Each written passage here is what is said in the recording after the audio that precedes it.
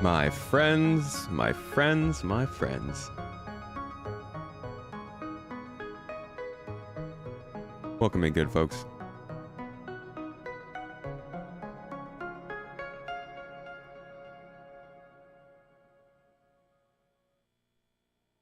It is an absolute pleasure to ever see everybody again today. There we are. Good to see you all. How you doing? Welcome in. Oh boy. Do we have... Today's going to be an interesting one. Phylon, join me. Love to see some familiar faces in chat. God, my mouse. Okay, I need to move this mouse over here. Oh, things are different, aren't they? Background's a little bit different. Actually, timing's not different. But everything else is pretty... Oh, you can see my music this time. That's interesting. We got a little bit of a different setup today. As you can see, it's a good old blank canvas for us here today. But the same old is the same old, and we're going to be talking some pretty key details. We're looking at Star Citizen after about halfway through the year. So, beginning of the year, or actually end of last year, we got an Inside Star Citizen episode talking about what was expected in 2024. And expectations have been a bit higher because of CitizenCon and just the way CIG's been talking about the year. And I am here to go over with you all what we have seen and whether it actually lives up to the stuff they've been saying, if they've made a difference this year compared to last and previous years in terms of communication and delivery and all that jazz. Of course, throughout this whole time, we're just doing kind of a general Q&A today. So we're talking about Star Citizen in general, what's going on with it, where's it headed this year, all that jazz. You know, we do these every couple of weeks. Good times, I think. Good talking times. But before we get started, Mace, I see you with the 07s in there first on Twitch. Thank you. Appreciate you. How you doing? Sketo, good to see you. Scott, Mrs. Tomato. Hey, she's right here. Tentacles, welcome in. Synthwave makes you want to wait in this lobby, but you have to leave and work soon. Aw, hope you didn't leave. Shisho Dragon, hello. Zero, good to see you. Slayer, Echo Zeppelin, holding it down on Twitch. Mr. Cotton Candy Milk. Cotton, welcome in, buddy. Casper and Reese, hello. Hello, y'all. Frisch, a single toe you have explained in chat. It's a good entrance. Reese with the toes gang. Andy Frog Lee. Denny, Pedro, Polite Gaming, Good Vibes, Melismo. Good people in here today. Good folks. And I see we've got, we have filed in quickly. Oh, are we excited? We're gonna do the kind of typical question and answer thing today. Let me go ahead and let's actually record this, yeah? Make a little video out of it. So we're gonna do typical question and answer format today. Type your questions in capital letters, question in brackets, and I will try to get to them. Sometimes I fall behind on chat, especially because today we're kind of reviewing the overall what's going on with Star Citizen. So my apologies if I missed your question, but generally today the goal is to look at these first 6 months of the year, look at what they were saying towards the end of last year and kind of what expectations they've been setting, and you know, make a little bit of a judgment call on how they're doing. It's all subjective, but I thought it'd be fun to do together. Your first live viewing, Rogue. Welcome. Oh, these are good times. I hope you enjoy it. You remember that building interiors for cities was on the road to 4.0? Hope it still is. I'm thinking 4.x, probably. Close, but not quite 4.0. Ask your questions in this format. Mrs. Tomato, that's not a question. You can't just type exclamation. You can't type question like that. I can do what I want. Oh, it's Dora. She's right. She can do whatever she wants. It's Dora. Oh. Thought you meant our niece. It's like, how is our niece in Twitch chat? Hello, Dora. It was great fighting with you and Zero at the tournament. If y'all didn't see that, we did phenomenal. Okay, I was a turret gunner and I felt right at home because I wasn't flying a ship. It was good times though. Dora had a great fight with Burks, was it? Y'all had a good showdown, and I think you came back like 2-1, got us through the round. Well done. Ultimately, that was a really good time. If you guys didn't hear, Avenger Squadron and Atmo Esports put on a tournament over the weekend to help. It was a kids charity event.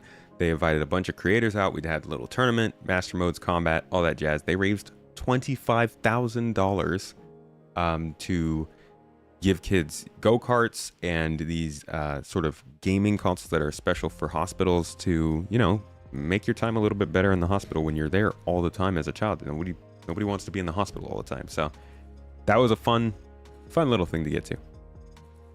Hello, C-Note. Good to see you. Why is the Cotton Candy Uwu Milk Machine, aka Pink Nomad, the best starter ship in the game? We should make a starter guide and call it the Cotton Candy Uwu Milk Machine Starter Guide. The ultimate Cotton Candy Uwu Milk Machine. What is that? The UCCUMM Starter Guide. I like it. Echo, can you trademark that? You were listening to the lore videos of some systems I did with Astropub a while back. Oh, we got to do that again. I've been wanting to do that with them again, because that was a really good talk. We have been, me and Mrs. Tomato have been straight up binging Astro Historian's lore pieces lately. He's doing a series of like a whole history of Star Citizen, and we've just been playing it. Yeah, she's gonna drop the link for you guys because it's really good. And honestly, the man deserves more views on that stuff. It is a travesty to see the view count lower as the series goes instead of higher, because it gets better and better. And I'm telling you, I'm a huge fan of Star Citizen. I did not know most of this lore, and it's actually really interesting to me. It might not be the most fantastical or complicated lore in the world, but it definitely adds some context to the game, and like things in the game that already exist, like the multi-tool or armors we have or the companies we work with. It's cool. Anyways, that's my recommendation. Star Wars Outlaws is coming in August. It does.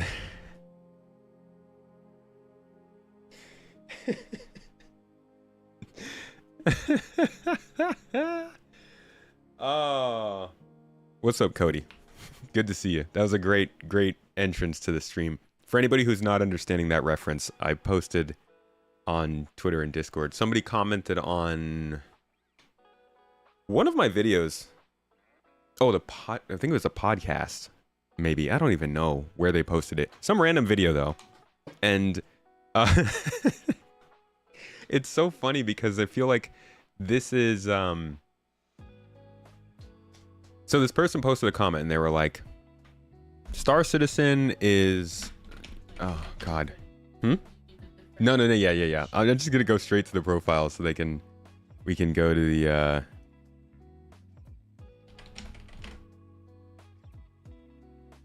all right, here we go. So I posted this. This is a comment on my YouTube channel. It said, "You need to find another game to show for Star Wars Outlaws is coming out in August. It does everything Scam Citizen does, doesn't crash, and it's a complete game."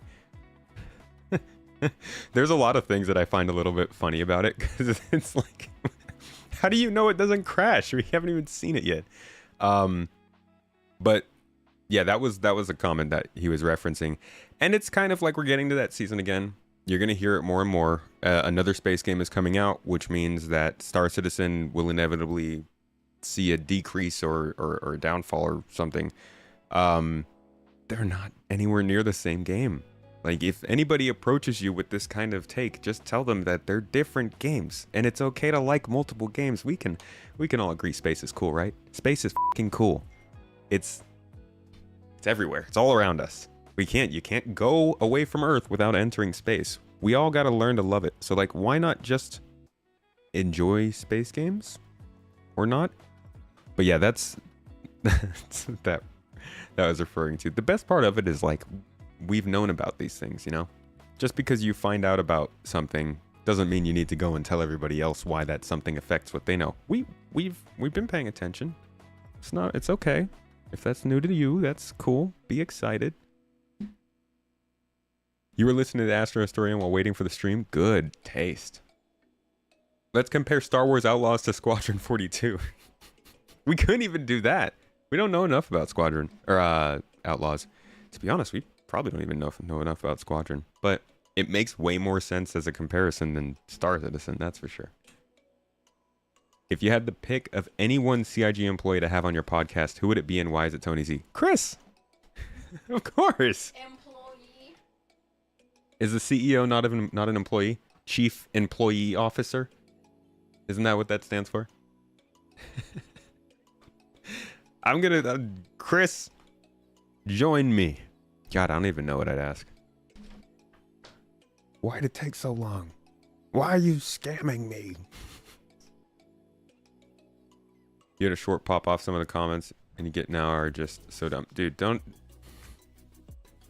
YouTube comments is kind of like Twitter threads. Peruse until you find one that isn't to your liking, and then call it a day, because it just goes downhill from there. Good morning, Alcinor. How you doing? No Alien Week yet? I don't think so, no. Actually, it might have started this week. Who's counting? See, you should make an NPC that looks like Chris Roberts and put a bounty on him. Dread Pirates Roberts was the main gang we used to fight in Star Citizen. I always thought it was so funny, because I'm like, why do you have us basically killing your crew over and over? It starts today in an hour? Okay. It'd be fun to have him in a chill chat and talk about the game. Yeah. Absolutely. Do you think aliens like the Xi'an Bennu or the Vandal would be available in Star Citizen 1.0? Available, do you mean like to play as? Or just available as in you can see them? I do think that we may see Vandal in 1.0. And if I had to guess at which alien we would see that was friendly, probably the Bennu. I think Bennu... Why don't we just look this up, huh? Love that stuff. Love the internet. Looking things up. The Bennu, I believe, have like the closest ties to our inner circle of space. And probably best relations. The Xi'an and us, we're a little complicated. So we've got Seoul here. I believe if you go to... Was it Bremen?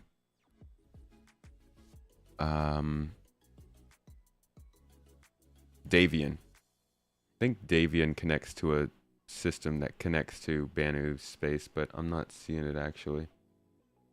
Oh, it's weird. What if they retconned that? Yeah, Bennu space is actually, it's out here. I guess we wouldn't actually have an alien system before we had the aliens themselves.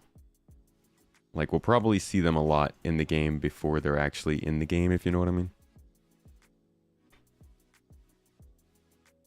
Do not think there will be playable alien races. Neither do I. Not anytime soon. And when I say soon, I mean like in this decade. How is the cargo refactor going to affect the Hull C? It's going to make it take forever to load unless you pay.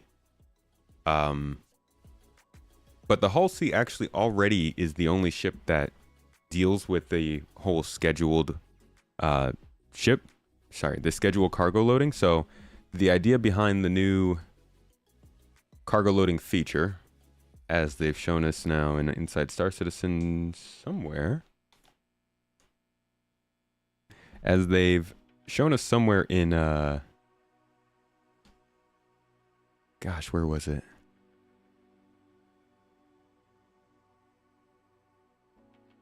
Cargo, maps and apps. To and fro with cargo. There we go.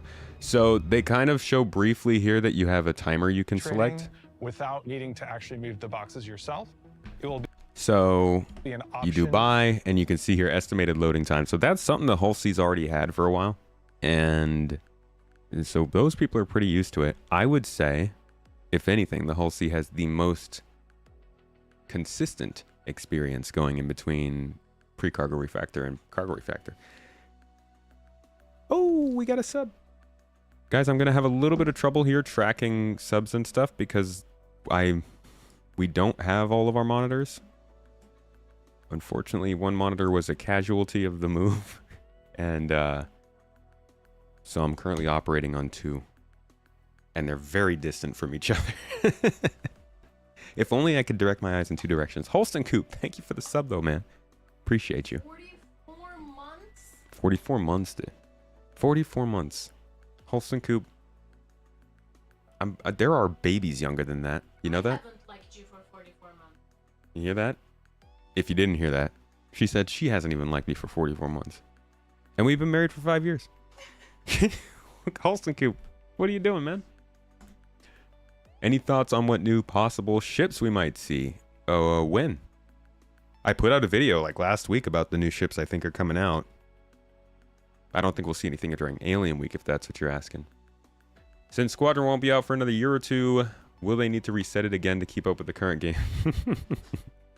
Yeah, they're probably going to remake it in Unreal Engine. And then, then launch it. There are so many of those like kind of takes that I know they're coming from a good place. It's not like they're just, you're not, like you're just trying to make suggestions, right? But there are some takes that I think we're really going to giggle about later on. Like the idea that they would want to switch to another engine at this point after they have made and spent so much money on building this tech that could potentially be what they sell later. That would suck. But also the whole, why would they release the game? Look at how much money they're making right now argument. I'm like, brother, my brother under the sun. You know how much more money they could make if they were able to prove to people that this is a real game? Like, half the people who ever hear about this game don't touch it because of the reputation it has. If they released like a polished version of this, and I'm not just saying they released what they have right now, like if they developed this into something that was actually good and gripping for the community and released it, they'd make so much more money off of things. Cosmetics, ship sales, game sales, subscriptions, all the things. None of those things mandatory to play. But I'm just, you know, these are all the different ways they could turn that around. Luna Maria, how you doing? Good to meet you. Good to meet you. Good morning. Sorry. M words, meet in morning. Maybe they should make it possible to see stuff from other players on the Banu Merchantman. Since the Reliant utilizes Xi'an tech, isn't it categorized as an alien ship? Kind of. It's like sort of alien. Launch with public 4.2.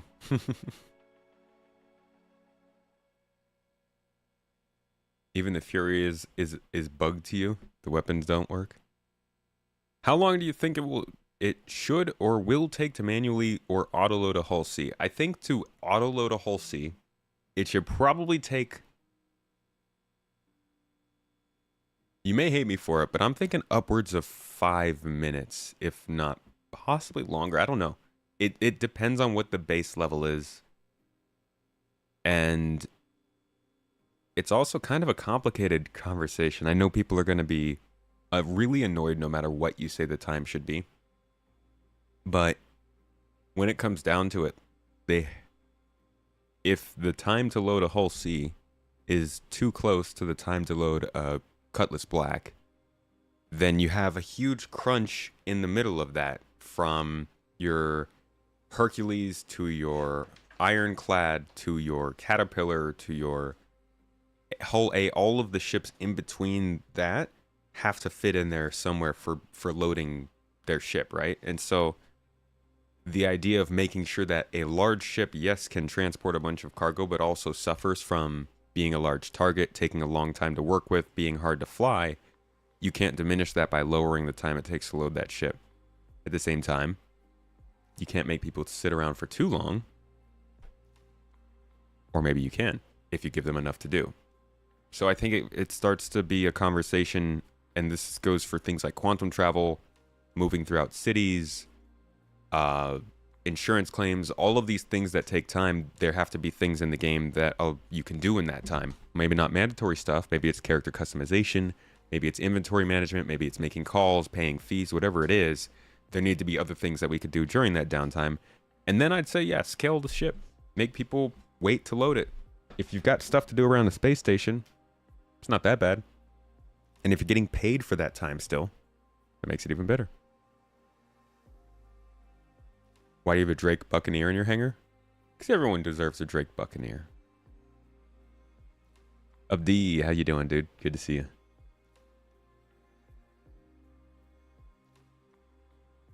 Five minutes too fast? Probably. Refinery loads can take 80 hours. Well, I mean, like, you shouldn't have to log off and log back on to do cargo hauling. The idea of a refinery job is that you're literally able to just go away and do something. But with a cargo job, you're kind of getting it loaded so that you can take the truck and go. So maybe a whole sea, 30 minutes. I don't know. 20 minutes. I have literally no frame of reference for how long it should take until they give us something to go off of first. But I do know that they're going to have a lot of spread there to make the ships make sense. Okay, let's go towards the actual subject of today and what I was talking about with what they said at the end of the year yesterday. Yesteryear?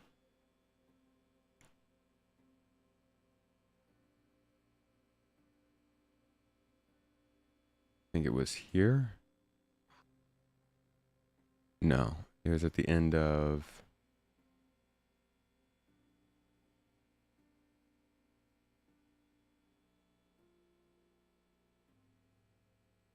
this. Ration system. All right. So, here is... Hey, they called it the Star Citizen 2020 forecast. How did they mess that up? That must be YouTube's thing. All right. Subject of today is puberty. Puberty love. We watched Attack of the Killer Tomatoes in the garden. And that movie, Vastin, thank you so much for introducing us to that. That was what the actual like what? I didn't even know what was happening. All I know is that tomatoes are weak to the song called Puberty Love. That's about it. There's a part 2. Oh my god. How is there a part 2? We found the ultimate. That one explains what the hell it is. Yeah, that's the backstory one. Is that where they go into the detail? Are there prequels? Would love like a prequel. Set 25 years before the invasion of the tomatoes. Find out how they got big. That's make it happen, Marvel. Do I have any theories of what direction the systems will go after Nyx? I hope it's Magnus. That's all I can say. I think that they'll try and include the Squadron 42 systems if they can over the next couple of years. But I do think that Magnus and Castra and Terra are my 3 first picks. One of those 3 is coming next. Sorry you missed that, Echo. Don't worry, we will be having more movies and more good times. Just keep an eye on Discord for that. Okay. The outlook last year, and to go through this, I'm also going to open up my own spreadsheet where I'm tracking different features that they talked about at the end of last year. It's not perfect, but it gives me some idea of how they're doing.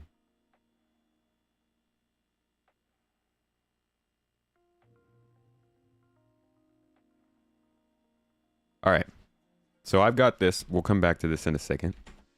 Terra is basically Earth system. Terra is the Earth system if the outer Sol system didn't form. That's why they call it Terra. It's basically got 4 inner planets that are all kind of amazing, and then it didn't get any gas giants.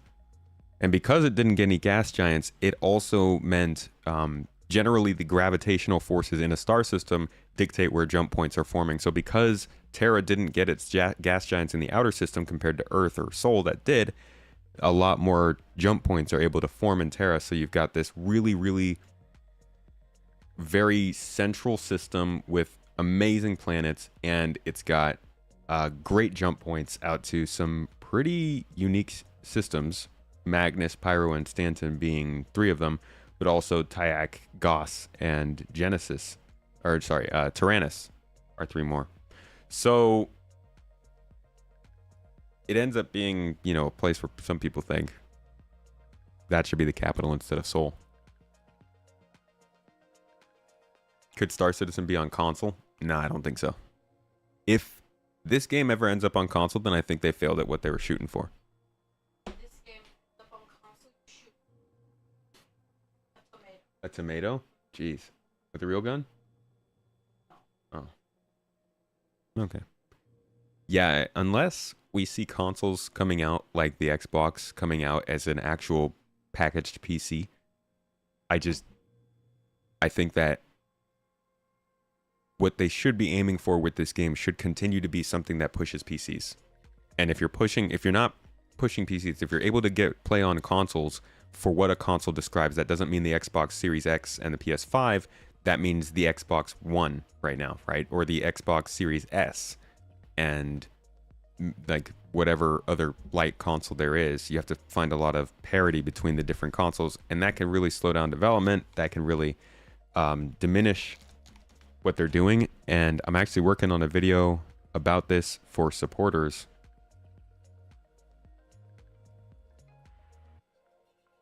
No, I'm not even working on that video. That video is coming out tomorrow. It's finished. I just had to rack my brain for a second. And if you go back to the original pitch of Star Citizen, and what he was trying to do with this,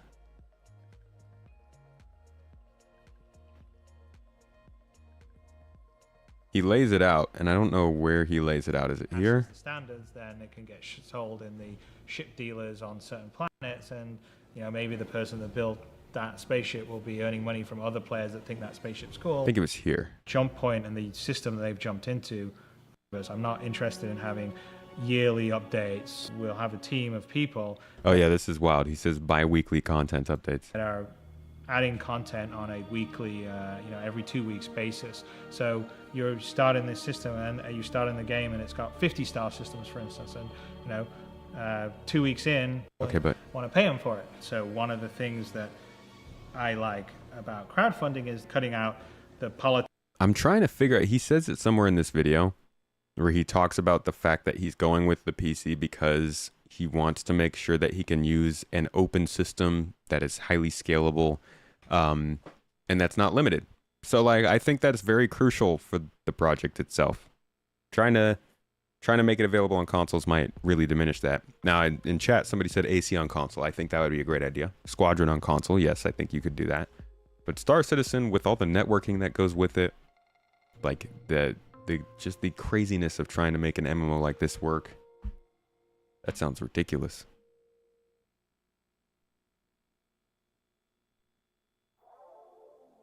There's an actual soul system? Yes. Yes, indeed. Soul system, that's actually where we start when you open this map.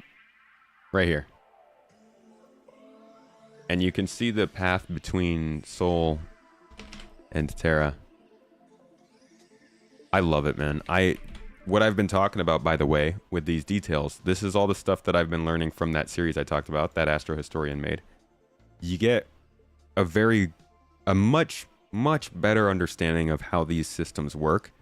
It's less about this conglomerate of stars that have no meaning, and it tells the story of how we actually spread across these different stars and how we migrated and found these different systems.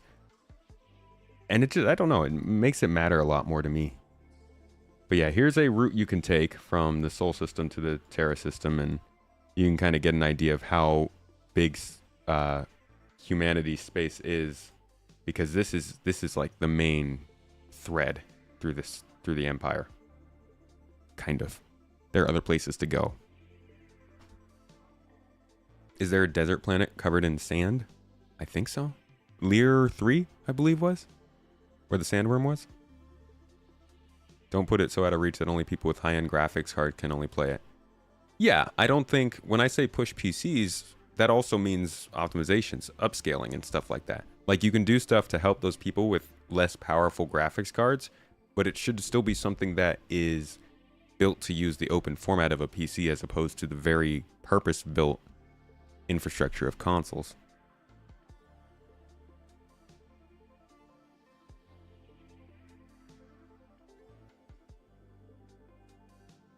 You're playing on a GPD Win Max 2? What is that? Entire point of RSI is to remove the constraints of corporate overlords and make a game that fits the vision. As soon as you put a game on console, you remove a large amount of your autonomy. Definitely a lot more demanding. Okay, so what were they saying at the end of last year is what we were going to get. Let's listen in. Now, of course, Alpha 322 comes with more than just vehicles. There's structural salvage, openable cargo containers, new derelict settlements, new hairs for players, new maps for Arena Commander, and more. But since this is our last episode of the year, we have a tradition here at ISC of looking back at everything that's happened the last 12 months and reliving some of our favorite moments. And, well, look, 2023 was good. Yeah, the galaxy is fictional. If you glossed It's not over real. that little rough patch in the middle there. But heading into the new year, all that I can really think about is everything that's on the horizon that's about to make 2024 the biggest and baddest year of our project yet. For the record, Jared, that's all any of us can ever think about. So if it's all right with you, I'd like to indulge myself, maybe switch out my CIG cap and put my backer hat on and tell you what has me excited about this next year for the Persistent Universe in a segment that I'm calling Disco Lando's Star Citizen 2020 Forecast. Now, without talking specific dates. That's why. Okay, so YouTube saw it as Star Citizen 2020 Forecast instead of Star Citizen 2020 Forecast. Let's discuss what's being targeted and currently on track for release in just the first half of 2024, starting with Master Modes, the new way to pilot and operate ships we've been discussing since CitizenCon 2952. We definitely got Master Modes. If you haven't heard that we don't have Master Modes in game, then I can't imagine you've been talking with the community because it doesn't stop coming up. And you can be sure that we'll update on it more when the time comes. And of course, when your ships aren't in flight, they can be stored in the newly persistent hangars that are arriving with freight elevators. All right, here's the big one, honestly. This is like probably the biggest thing on the list, and it actually got delayed. Technically, we've got 2 more weeks until the 6-month mark, but I don't think this is going to be in the live servers by then. Maybe Evocati, possibly PTU. But this one is a little bit behind, but we do know we're pretty much for sure that it's coming sometime in the next few weeks. So I'm going to count this one as released. It's not released yet, but as far as this video is concerned, it will be by the time we're halfway through the year or within a month of being halfway through the year. Freight kiosks and the new cargo transaction system that we've shared on both ISC and this year's CitizenCon. Now, all combined, they form the next major evolution of cargo careers and will also have far-reaching, broader implications for the entire Star Citizen experience. And then outside of vehicles and hangars, there's also a variety of FPS combat improvements coming to the first half of 2024. All right, these are in. With improvements to reloading, the weapon wear and misfire system, scopes and dynamic cross. We don't have the weapon wear and misfires. With improvements to reloading, the weapon. This part was something they showed at CitizenCon, so that's definitely, that one's nowhere to be seen. Wear and misfire system, scopes and dynamic crosshairs, That's and all charge there. and drain, and even more. Charge and drain's not in. They said that's going to be in 4.0 though. Still tentative, but it's definitely not in the game. So right now we're at 2 features from this talk that aren't in yet. We'll be able to show 3 if you count the freight elevators. The scopes are in. The stuff that they added, they wanted to add the scopes is in. you once we return in the new year. And then outside of strictly FPS combat, there are new player character features coming, like the updates to the EVA system. Okay, we got some updates to the EVA system, not this what they're showing, which is the hand using your hands, but we did get a new change to the animations, the movement, and it's kind of decoupled now, which I love. The visor and lens system. Yes. Loot screens. Yes. Default item interactions and the personal Yes. interaction system. Not the physical touch. Not the physical touch, but the button Lens replacement. system. Loot screens. Default. So we got this interaction menu, and then we got the default prompts and the change with the interaction prompts. We didn't get the physicalized touch yet. Item interactions and the personal interaction system. And there's even new shopping and mission apps in development now. And while we're talking about Got the shopping app, but not the missions app. apps, the first half of 2024 is also currently scheduled to see the arrival of our new character customizer with things like tattoos, piercings, scars, and yes, Virginia, it's true, beards. That stuff is scheduled for 4.0. As for how many and of what kind, only Andre knows for sure, but you can bet we're going to ask him. So we did get sometime beards. around March. And then, of course, if you're in-game, there's also a little thing called Mobiglass. Yep, got And an that. awfully big thing called Star Map. We've gotten They're that both too. getting their big updates in the first half of next year. So he's actually being pretty clear about what's coming in the first half. But I think at the end of this, he still says something like all of this is coming in the first 6 months. So we'll go back through it again. But I think that was the first time he said they were getting their updates in the first half. And we did get the star map and the movie glass. Have I mentioned those enormous distribution centers that'll be the new microcosm homes for every gameplay and mission feature that exists in Star Citizen? As well as the 4, 5, 6, let's just say several new and updated vehicles that are making their way to the persistent universe in just the first 6 months of 2024? I did. Just now. Now you can check those off. Oh, I just missed that. Sorry, I was reading comments. I don't know what your comment means, Karis, but there's just an interaction update. That's all I took from them saying interaction update. Yeah, I don't think the tattoos will be coming to Pyro either. 4.0 is when they had it marked on the roadmap. Star map updating waypoint icons when. They said they have a marker update that they're working on. Maybe that'll come in 4.0. Gameplay and mission feature that exists in Star Citizen, as well as the 4, 5, 6, let's just say several new and updated vehicles that are making their way to the persistent universe in just the first 6 months of 2024. Did we get 6 new vehicles? I believe that's wrong. I feel like we've only gotten like 2 or 3. We got the 2 Pulses, Saber Firebird, Hornet, and that's it, right? Retaliator. Oh, Argo. The Argo one. Okay. Yeah, we got 6. And the Medivac. You're right. Cool. So there's 7 updated or new vehicles in the first 6 months, as well as these locations. These are in the game too. Not as great, I think, as we were hoping with the missions they showed us first, but they're definitely better. I think that like the missions that we've gotten with these still get repetitive very quickly, but they play much better than the other places we've had so far.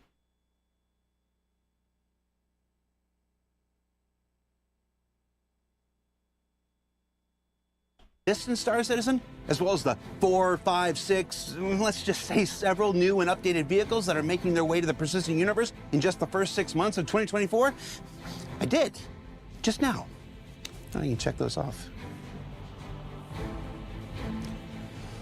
Whew. Okay, so real talk. CIG hat back on.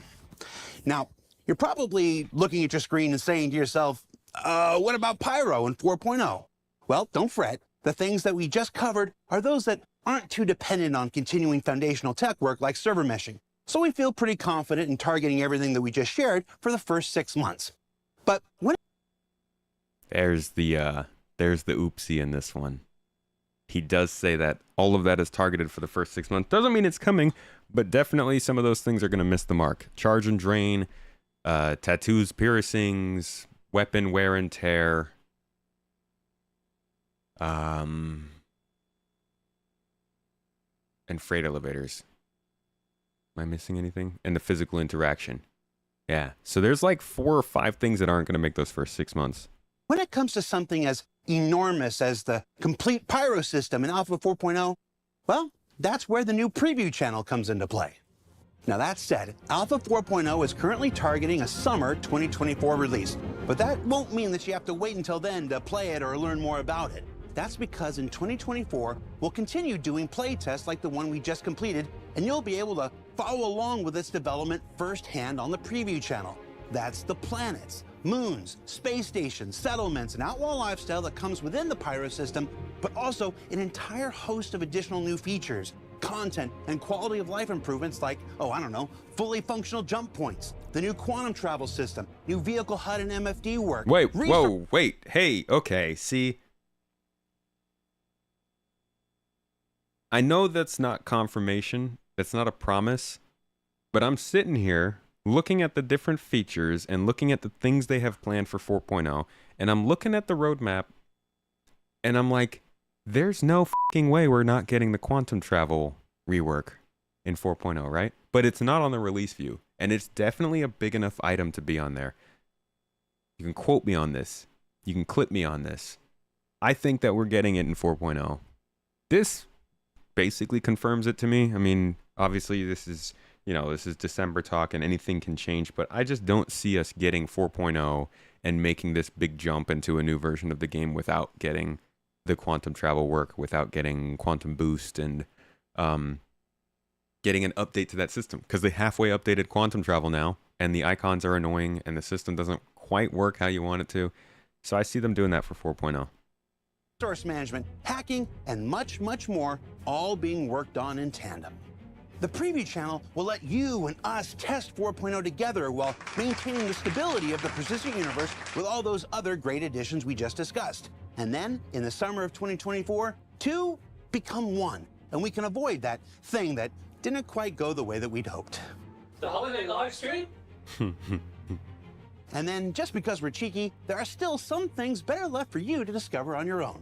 And don't forget, we haven't even talked about the back half of the year yet.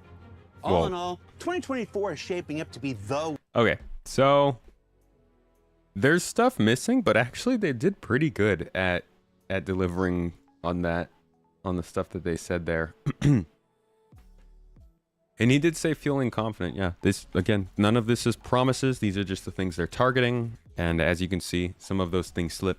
Some of those things make it in without them saying anything. And some of them slip. And then if you go to the release view of the roadmap, we can take a look at those features and where they're actually sitting on here. So in terms of gameplay, we've got... Oh, they don't even show that here. Okay, and characters, additional customization, including facial piercings, and you know, they actually didn't say tattoos here. So maybe we won't get tattoos in 4.0 either, just the piercings. But that's a feature that we know for sure isn't coming in the first 6 months. As well as charge and drain. Where is that? Here we go.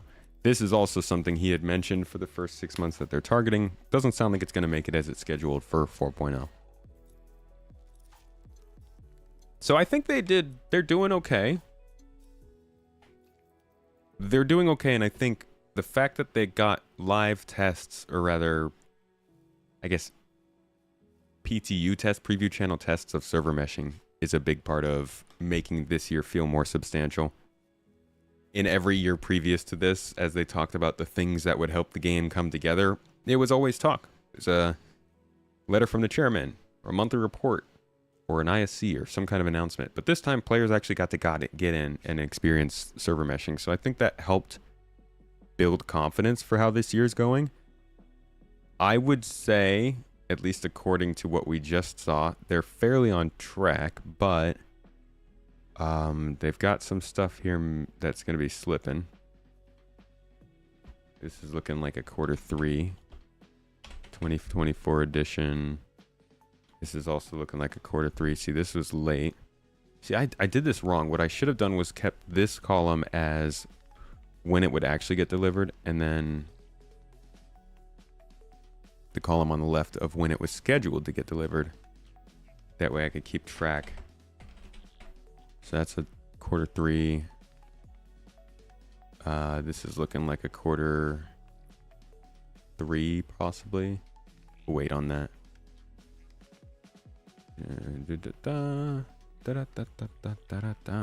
You'll find some redundancy on here. It's not easy to break them out into separate features.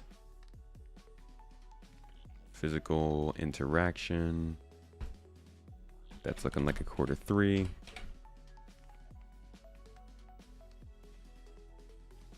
TTK, force reactions. Derelict settlements.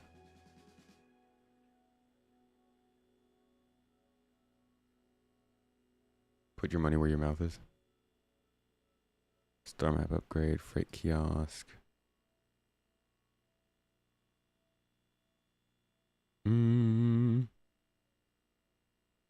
Okay. Relatively up to date.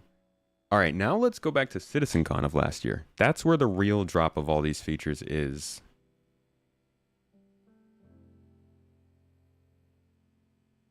And first we should find Chris at the end saying what he says.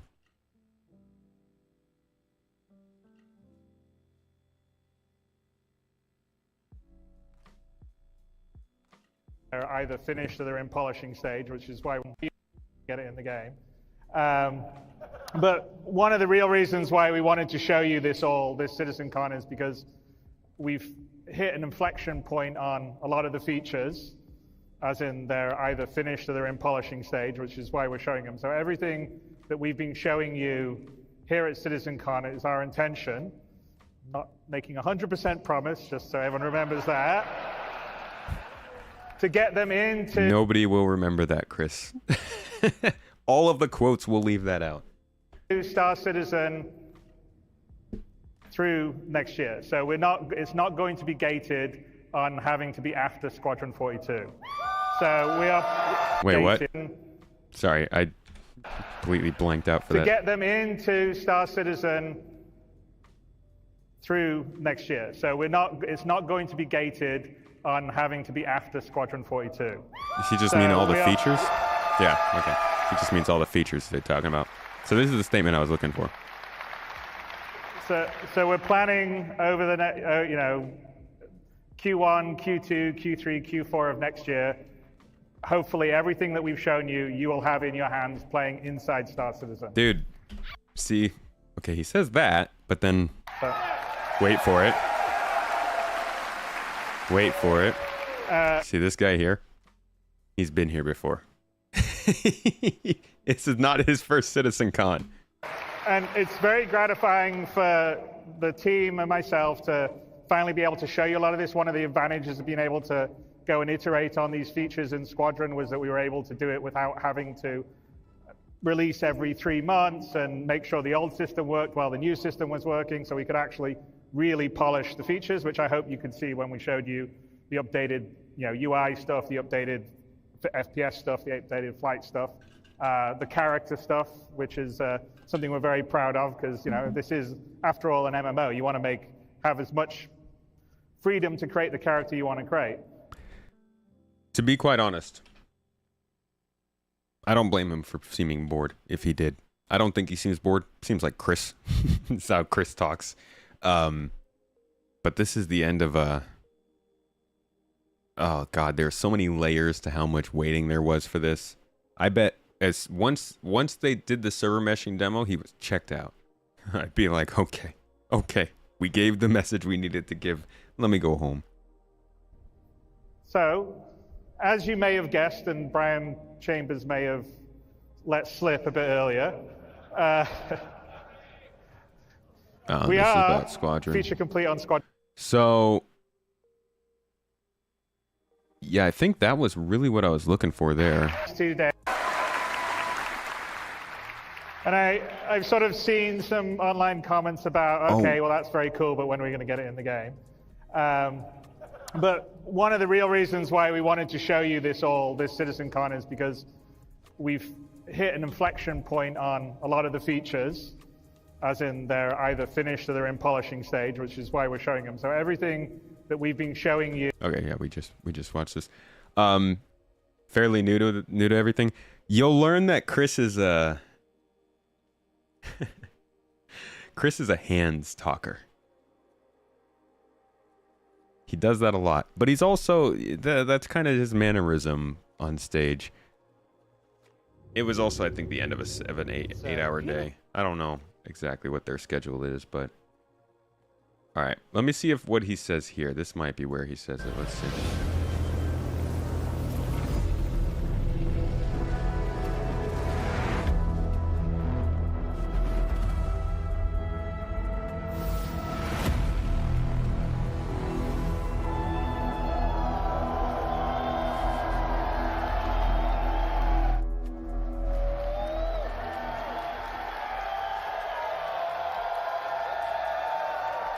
This any of you? Any of you see yourself in here?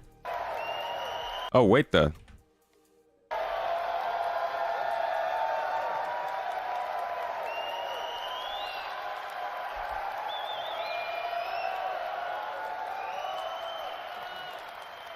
Well, hello! Okay. Many of you, and you guys have already been around a little bit. I mean, there's some fun stuff here. There's the alleyway, CD alleyways, the checkmate station behind you. Where I think a lot of our community orgs have set up their replica. First in-person flight, 100 next week. So we'll have more details on that if you go to our website, robertspaceindustries.com, to find out how that works. This year is the most excited I've ever been at a CitizenCon. I think we're going to show some stuff that's going to blow your guys' minds. A lot of stuff we've been working on really hard, actually, for the last few years. Anyway, I can't wait to see what you guys think of it. I can't find the quote. And there's a lot of stuff that's been iterated on by Squadron 42. You guys will have probably noticed that the tasks have dried up on the task tracker. And you're going to sort of see the results of that over these next 2 days. So hopefully you like it. And a lot of what you're going to see is going to be coming into Star Citizen over the next 12 months. Okay, there it is. So that was the first quote that he gave. A few little things will come into 322 at the end of this year, but definitely next year, a lot of what you'll be seeing will be coming in, and it's going to make a dramatically different experience in Star Citizen. Why does he go from saying a lot of everything you'll be seeing to everything we showed you? Bro, there's no way we're seeing base building by the end of the year. Showing you here at CitizenCon is our intention, not making 100% promise, just so everyone remembers that, to get them into Star Citizen through next year. So it's not good. Okay, so with that being said, let's look at some of the stuff that was going on at CitizenCon. We're just going to kind of jump through and see what was happening. There are some things here that are more easily rememberable, things that were like very in your face, that made a lot of sense, that we can remember easily. There are other things that like kind of have slipped out of our mind. And one of those things is this here. This is something that they haven't talked about, haven't mentioned, hasn't showed up on any monthly reports, on any ISC, Star Citizen Live, didn't even get talked about at CitizenCon for the rest of the time after this presentation. I'm wondering where this is, but check this one out.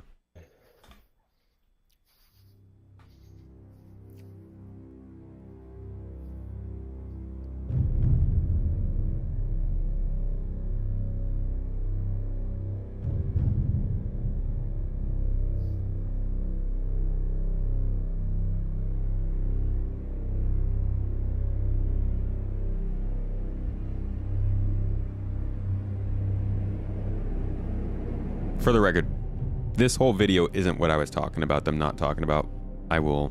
This is a little bit of sizzle. We'll get to what I was talking about though. In fact, I'll just jump ahead for you.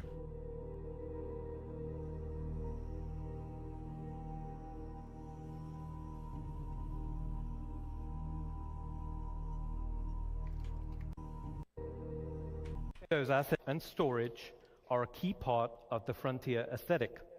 This drives the feeling of survivability. But from here, we thought it'd be really cool to give the functionality, but also some customization options. So let's take a look at a video we just developed internally, and this is for modular storage items on the player.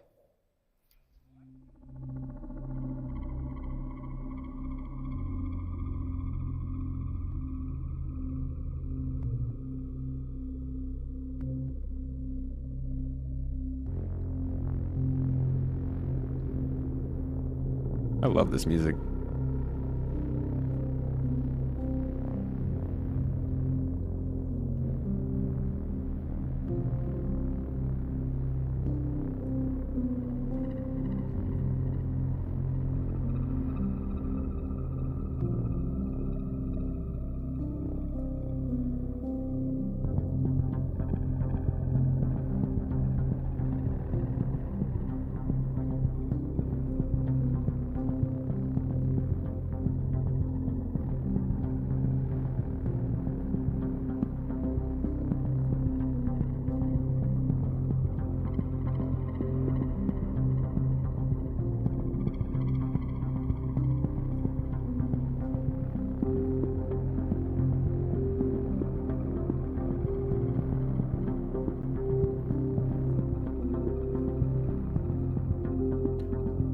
So cool system.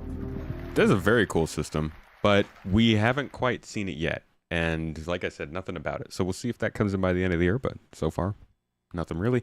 Now, this whole segment is about kind of armor and specialization, which is something that they started with the dynamic crosshair. And I think that was a great way for them to at least get started on introducing us to more kind of specialized ideas of armor and wearing armor for certain reasons. As we move on, you start to see more stuff that's mainly Pyro and 4.0 themed, so it's not really going to be stuff that we would have seen by now. We'll have to see what happens with 4.0. How they're going to implement that to make it practical. Yeah, there's going to have to be an easy way to just drag stuff in and have it drop into one of your pouches than having to select a specific pouch, right? Going to be tough finding the keys to your ship.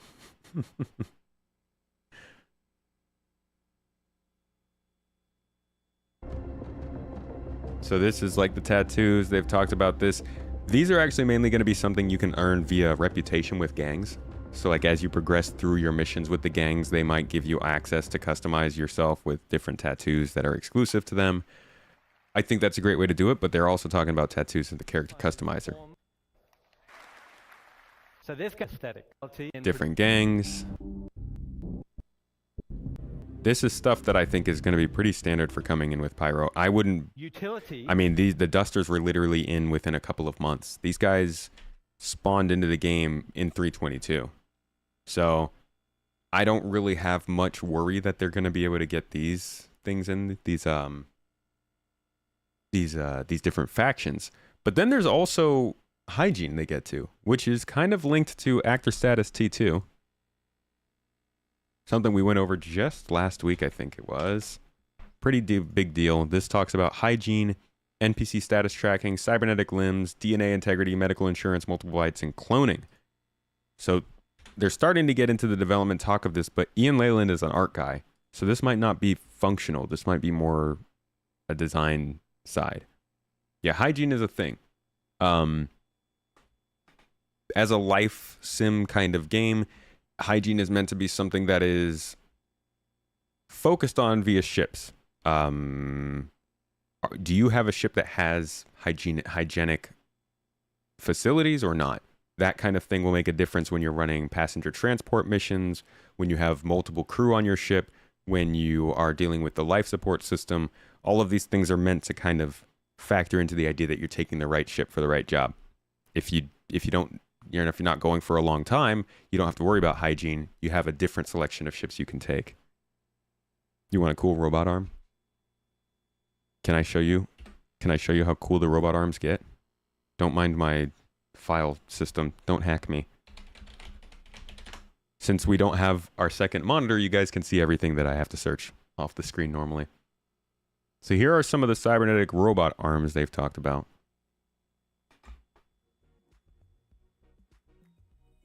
My personal favorite.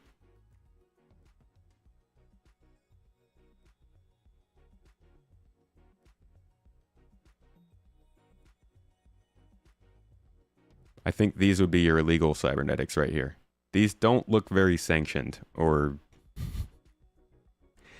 hygienic.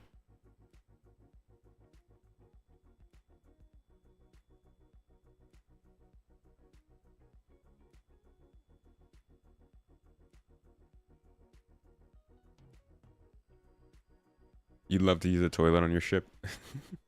You're convinced both Tier 0 hygiene and Tier 0 bathroom needs will be in before a functional economy. Okay. I mean, you need proper functioning bathrooms for a real economy, right? You know they're going to have a recharging mechanic or battery life. I think the way that it will work is you will essentially have a hygiene value, and different things can remove or lower or raise that hygiene value, however you want to look at it. So using a shower on your ship might give you 90% back of whatever that value is, whereas going to the bathroom might give you like 30, or washing your hands might give you 10. Not to say that you have to do all of these things separately, but depending on what facilities you have on your ship, the easier it is for you to get clean. And I do think that will actually factor into things like radiation too, because they've started to talk about the idea that you have to scrub off radiation. And if you meet people, and it really depends on who you're meeting, I guess, you know, whether or not they're like some kind of bigwig executive or something. If you meet people and you are very dirty or not properly dressed for the scenario, they'll notice. And that could have an effect on whether or not they give you a job. Drazen with the sub, 43 months. 43. Holy jeebus. Need like a tomato party every time you guys. You catching up to Holston Coop, or is he keeping that lead? 1 month. Yeah, and you can't catch up because months are months and stuff. Thank you, dude, for the support. Thanks for being here, Drazen. Appreciate you, man. How you doing? How does this make the game fun? Like, should it be available for roleplay but not as functionality? Not everything in the game is fun. And I think that makes a lot of people unhappy. There's probably a lot of subjective opinion on what is or is not fun and how much fun there should be in a game. But like, the idea of dying in a game isn't fun. It's a consequence for not doing something. The idea of having a debuff isn't necessarily fun. It's like a complication. The idea of having to use the bathroom isn't fun. It's supposed to encourage people to make different choices in the game. For a lot of people, picking up boxes and putting them down is not fun. But it's also a way to emphasize certain types of ships and certain types of gameplay. And actually, for some people, it is fun. No offense to y'all. Will a cloud of dust follow you around? No, just a cloud of flies. As a scraper, you would die just to get one of these arms? The cybernetics. Toes. A toast to consequences. Toes. Zero, thank you for the sub, mate. 5 months. Hey, you know what? That makes that's no less than 43 months. Appreciate you being here, Zero. Just the 10. Well, yeah. Number-wise, it might be a little bit smaller. Yeah, but in heart, shoot. More like hero than zero. You know what I mean? It's a joke, sorry. Let's move on. So, cloth tech. Star cloth. Y'all think Star cloth is coming in? I'm not gonna lie, it's a great cloth simulation. It looks great, but most people don't care.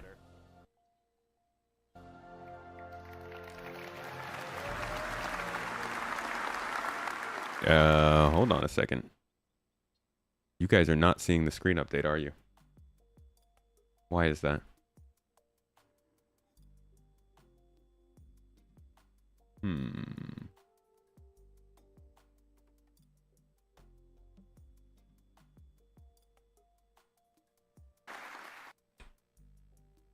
There we go. That was weird. Was the stream updating for you guys or no? Dark Souls of pooping. If you don't go to the bathroom enough, you're going to shoot yourself during an FPS mission and your stench will alert the enemies. Hey, man. Simulation. Nah, I don't think it'll be that bad. Looks good now. So Okay. That was weird. I want to hand you off to my friend, Andre Pierce, who's going to talk about... I was trying to show you some star cloth. Cloth is hard. Guys have to run upstairs. And even more difficult, it needs to hold up in high-end cinematics.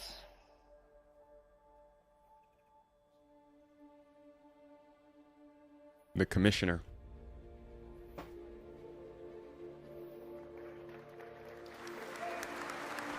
Far-propelled EVA is when you run out of your EVA fuel. It's already functional in the game, actually. Just a little cheat code. Black vertex colors Star cloth. Yeah, we'll see. And then they get in the character customizer. We've already seen plenty of this, so we'll continue on. Tons of character customizer, and it's functional in the game. Still got work to do, but they've done a good job with it, I think. You rock. You know that? Hey, you rock. Wobbly Bear. Thanks for the super chat. Looking good today. Am I not shiny? Am I? You could have it is warm in here. I hope I'm not too shiny for the camera. You'll be able to avoid hygiene if you don't care about interacting with respectable organizations. There will be places that don't care if you smell like you've been wearing the same clothes for a month. But if you want to meet someone at an upscale place or business, they won't let you pass the front door if you scare off customers. Yeah, just like everything else, you'll be able to avoid it probably if you really want to.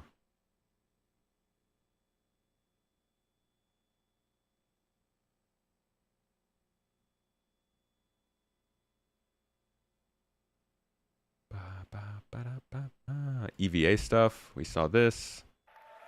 Is that we've made the exit from gravity less disorientating.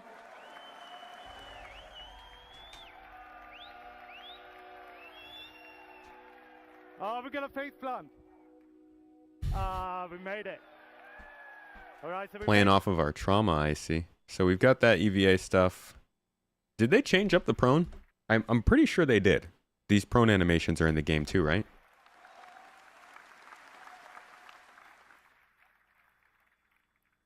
Of course, prone isn't all about looking around. We want to traverse as well. So we're gonna be able to go up and down slopes. And this is where prone led the way. So we then took this and we put it into the EVA. So if I turn off gravity here, which I'm not gonna do, but if I did, the EVA would have been able to traverse the exact same place. And by having these motion sets so similar, we can exchange success between them. This was a really good idea. Using the EVA and the prone animations as the same thing, that's solid. I don't know if they've improved the ladders, but this is also a big thing they've been working on. We're gonna let you look around so you can. And I mean, like, if we're talking about ladders, I have to take a little dig at Bethesda, because, like, ladders were their thing for a while. Hey, Melismo, thank you for being here. Enjoy your dinner. I'll catch you around. Do 360s. We're going to let you lean on the ladders so that you can avoid obstacles or peek around corners. And this all got a full new animation set. It looks amazing, especially with all this beautiful star cloth. You know, you got both. What we've done is we've reduced the inertia, so you're going to be able to push up to your desired speed faster. And this is already in 320 and 321, and we got more things like this to come. So yeah, they changed a lot of locomotion stuff. Improvements. I've hinted at swimming, but I'm going to show you a different feature, right? So sliding. So with the power slide, you inject a burst of speed. This doesn't just take you from A to B faster. You're going to have a reduced pro. Okay, list of stuff that we've gone over today that's not in the game. Sliding. What else did we touch on that's not here? The modular storage. Hygiene. Everything pyro, basically. So that includes the gangs and stuff, locations, space stations, planets, that stuff. Are they doing parkour and vaulting stuff too? Not really, no. It's not like Titanfall level, but they're definitely making it a little bit more fast right now. The ladder animations aren't there? Ladder improvements, Starcloth, tattoos. Profile, you become a smaller target. It doesn't come for free. I can hip fire. And as I come out in the exit, I can ADS, I can lean. We saw in the last. We finished this in the radiation demo. This is going to add in the exploration, I think. I lost my phone. Bone, can you press the button? Push on your body. There. So in the middle, you got the amount of radiation that being pushed on your body. If you have a directional source, it's based on your body surface and your distance to that source. So by going behind the cover here, I can completely cut off all the radiation. So I can use that. And then on the left, we have an icon that has a shield. If it's based on your body surface, then that'd be interesting to know when you have radiation. When you have armor that can block radiation, does that mean if your legs are unarmored but your chest is armored, will you receive less than somebody who has full armor? I think that's might be what they're saying, but it could also be based on the exposure of your actual armor to the radiation source. Shield around it. Now, that shield works in two ways. Right? First of all, it comes from your outfit, so depending on what you're wearing, you're going to have a better or less accurate shield, right? It has a threshold. As long as your radiation doesn't exceed the threshold, the shield will hold true. It'll scrub all the radiation off, and you can stay there as long as you like. But as the what he's talking about here is starts, down in the bottom left corner here, you can see there's a little outline over the player icon. This is meant to be a sort of outer shell that our armors are going to have. I don't think they have them right now. Something that helps to protect against stuff like this. Peeling off. When the radiation gets higher, the shield will peel off. And, you know, the radiation sickness kicks in right at the end of the video here. And my health just deteriorates super, super quick. So, yeah, that's not great. Okay, so we're going to see some more radiation in the next section. So I would like to... All right, we got the interaction system. Any item that falls into the same category. So this is definitely added in 323. But the interactions themselves were not added. They're pretty cool too. Let's check them out. Has never been so satisfying and fun.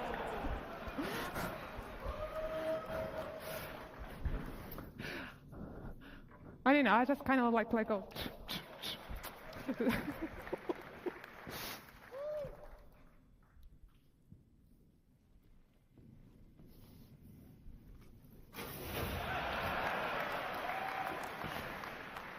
It's a nice touch. I like it. Plywood Box, thank you for the sub, by the way.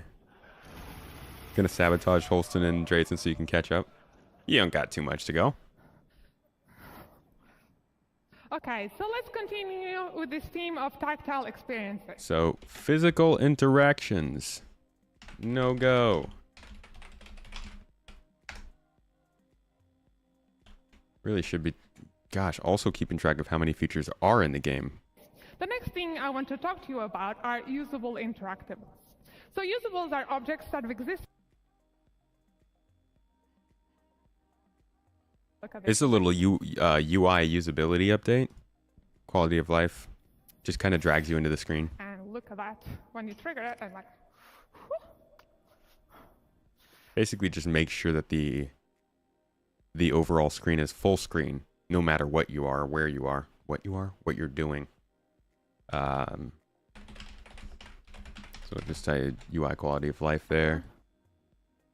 We got the looting screen is in the game. We wanted to make it as do it, and then you're gonna reach maximum. This is something that they barely touched on, and overall, I think ever since it was mentioned at CitizenCon 2022, they've been very quiet about this. But the skill system, there's supposed to be a skill system in this game, and you're supposed to be able to improve your skills a little bit by doing those actions. We don't know how far it's going to go, but you can hear here a little bit what they have in mind. Gameplay, and I'm gonna give you an update on weaponware.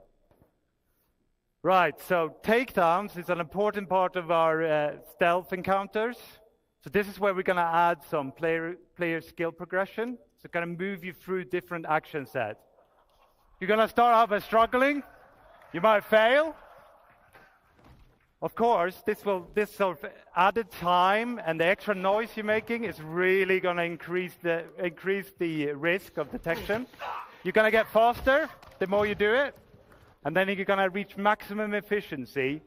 Check this one out. So he's so fast you can barely see him do it, and then he guides the body to the floor, so it makes almost no noise, right? We're going to explore some more variation beyond our unarmed and our knife takedowns, like sedative injection pens and contextual takedowns. So this guy on the railing here, let's see what we can do about him. So by using the environment, we can do a more efficient takedown than maybe our skill level would have allowed. And it certainly looks a lot cooler. And we're going to be able to use this to get to enemies that might be otherwise difficult to get to with our normal takedowns, like a pilot strapped into his pilot seat. So yeah. A skill system is a slippery slope, and we don't really know fully how they're going to do it, so we'll see. But the idea of having different types of takedown animations, like this seems like a lot of work to try and implement and not have it be a big part of the game And I know, people keep saying, oh, it's going to be small things. It's not going to make a huge difference. But I just can't see them putting this much work into a skill system like this, a passive skill system, that'll have more than just takedowns and be involved in it, and not try to make it a bigger part of the game that people care about. So I'm watching it warily. We'll see what they do with it. But yeah, that's a little bit of a mention of the skill system. I don't think that's something they really were showing as, oh, we're going to do this in the next 12 months. More so the animations there, which are not in the game. I did see Pirate Software's take on the store. I'd love to talk to that guy on the podcast about the game. But yeah, I saw that a little while back when he first did it.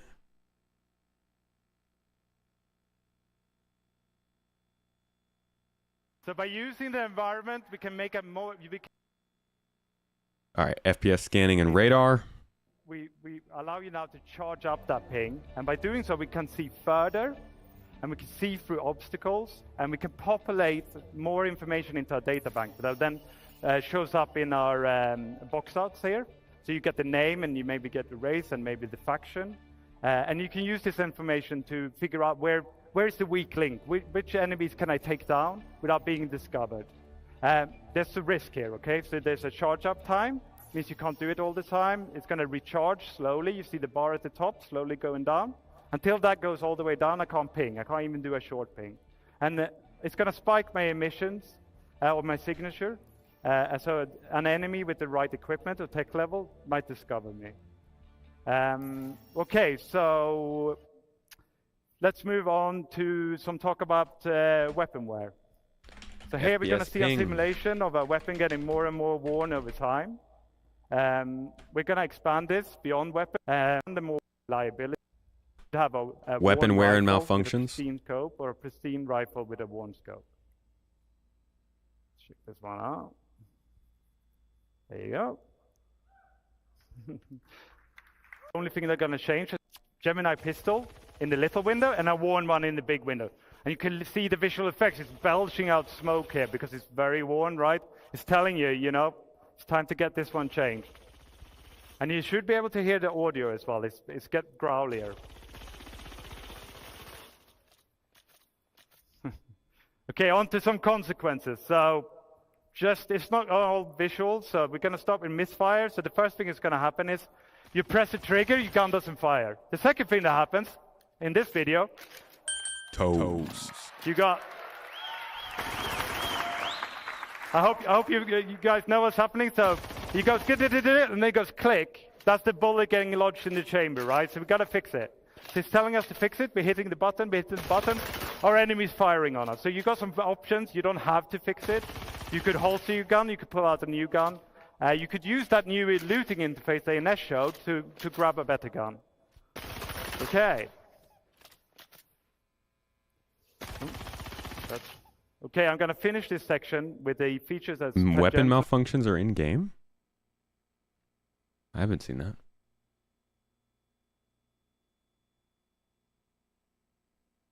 You think it'll be too complicated? I think the main challenge that they need, they can make it as complicated as they want. They just need to make sure that the game is approachable and fun if you never even touch the complicated stuff. If you're just doing level 1 bounties where you're going out in a ship, not customizing your components, your power, or anything, and just shooting and having some fun, I think that's reasonable if it's still complicated. By way of reloading bug. Too many seem to want just to Zerg rush out of a Nursa over and over till they eventually kill you. Yeah, that's how you can play a lot of games nowadays. Scope improvements. Oh, sorry, this is Iron Sight improvements and FPS improvements in general. Okay. We've seen all this in game. Thank you very much. Cheers. We also have new procedural animation over our ADS. So previously, if you play right now, you basically have a linear pose-to-pose transition. And sure, it's there, but it can move, just ease in. Iron sights. So sci-fi weapons are chonky. They're full of detail. They look really cool, but a lot of that detail can potentially get in the way sometimes. So you've seen, this is a change to the Kana, where we have raised the weapon sight and given what we call the target acquisition window more room to breathe. So if you're aiming at somebody, you can just generally see a lot more, so optics aren't a crutch anymore. So you can see this on the Ravager, and you can see this on the Custodian. They moved my iron sights. It goes ballistic when you fire it. The magazine count has also increased to allow for that just crazy feeling that the pistol gets. Cool. Yeah, the LH86 is much more fun like that. So, oh, it's the other video. That's the optic one. There you go. Found it. These are the Vault weapons. So, Vault is primarily based around controlling a heat of a weapon. These weapons have the potential to overheat. And if they overheat, you'll be unable to fire. And they will enact differently. So some weapons will just basically be beams from the get-go. Some will go into beams. Like you see, this one goes into a beam once it reaches a certain level of heat. And it's really fun because, you know, these are quite powerful weapons, and you basically want to manage the heat and, you know, keep it in that, like, ideal spot. Okay, cool. Very okay. And I can't wait for those. improvements. We've been waiting a long time for these weapons. When's the first time they showed them to us? 2021. We got to see the first, I think, concept introductions of these Volt weapons, and they look so cool. And we've been waiting a while, so it's cool to see them finally in the game. So it's going to start out being like a projectile shooting weapon as you start firing. It will then evolve into a beam. So it'll start out with a tug, tug, tug, tug, tug, tug, tug. Was he pretty close with that sound effect? Would you guys say that's what that sounded like? Let's try it again. Like you see, this one goes quite powerful. Okay, cool. I think it was kind of like that. That was pretty accurate, right? They could just put that sound in for the weapon itself. Call it a day. I think the issue they'll have is essentially the complexity of PvP people might run into. They need to make sure to limit PvP. Now, don't get me wrong, that doesn't mean putting walls and barriers between where people can do certain stuff. They just need to make sure there are places where PvP is not as valuable. And if you don't want to experience that kind of gameplay, you can rest fairly certain that you won't. If you play a game for 40 hours and have 2 PvP encounters, I think that's reasonable. Shogi! Thanks for the sub, mate. Tomatoes gang. Might not be realistic to limit PvP that much, but this is going to be a pretty big game, right? Star systems, large spaces.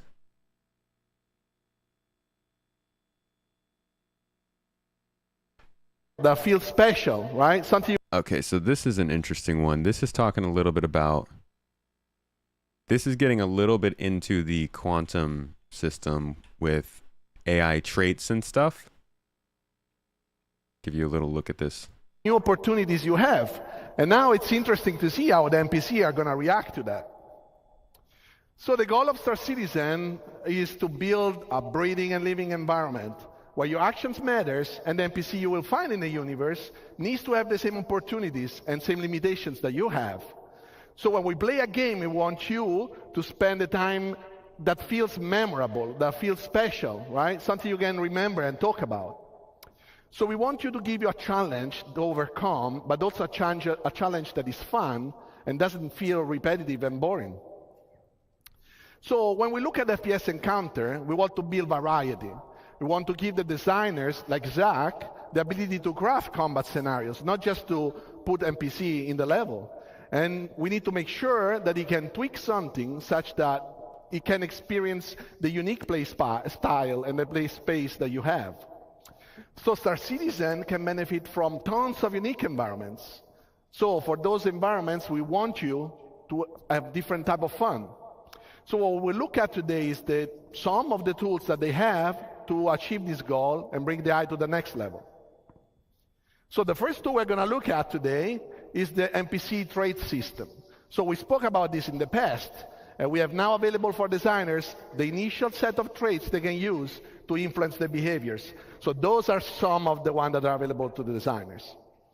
Today we're going to focus on the combat traits, because we have traits that also apply to the peaceful situation and the social environment, but those are the ones that influence NPCs during a combat scenario. And traits, you can imagine them as characteristics NPCs have or don't have. So through the usage, we can make sure the combat feels different from one encounter to another.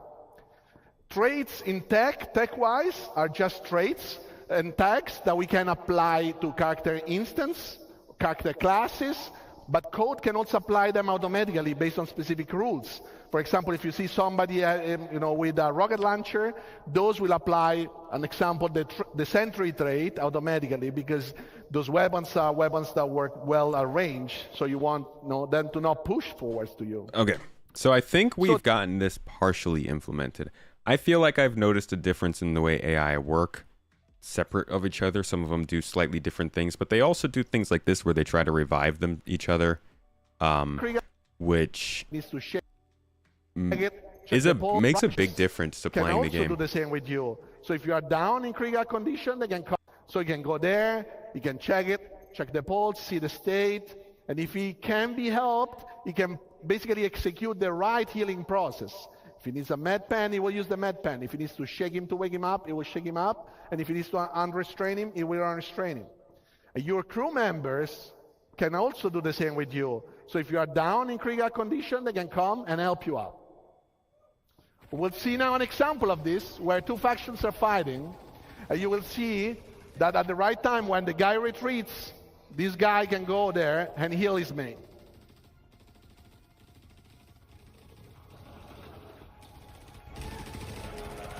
And obviously, I love the hyped animation when he gets up. He's like, "Let's go!" And obviously, I'm good. He needs to pick up a new weapon because he just dropped it.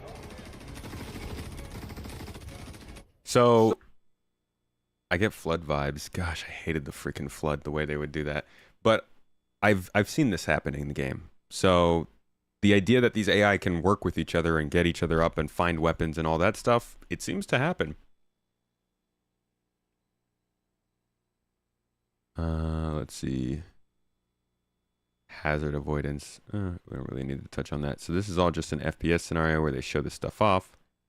And then we get into this. So here we are in the cockpit, getting a little bit more towards the actual Star Citizen stuff a lot of people know, which is flying ships and stuff. This is going to be just an interesting one.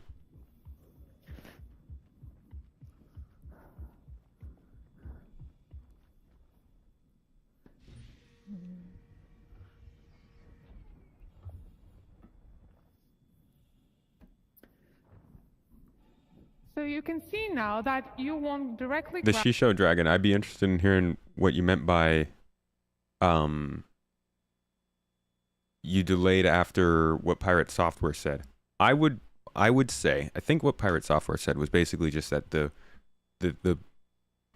packages and the prices that they're putting on the website are predatory, which they are. Marketing wise, they are made in a way to get people to spend more money and to buy more products. That will never change. Like, holding off on getting the game, it'll be the same way in a couple of years. I do get, though, if you're saying, like, you need to make sure the game is in a better place before then. But I'm interested in what exactly you meant by that. You bought this game 9 years ago. I'm around there, too. I think 2014 I bought it. I didn't really start playing it until 2017-ish, 2018.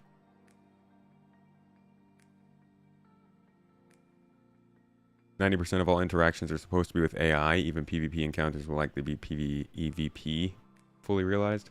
Definitely a lot more PvE than P. E than P. What they're showing here, oh crap. MFDs, which we don't have yet. This also means it's coming in that the 4.0. UI elements are now more relevant to the situation, linked to the operator mode. For example, when we change to scan mode, the crosshair has scanning information about your target, and even the MFDs have changed. Some of these elements can be customized, but we'll see more about that later. For this demo, we're showing the UI developed for this Gladius. Basic information related to navigation will always be available on your view, and this Gladius displays all of that with holograms around the dashboard.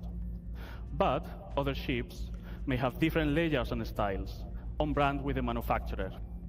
For example, the Drake, that makes more affordable ships, rather than fancy and probably expensive holograms, may use physical screens, dials, and light indicators.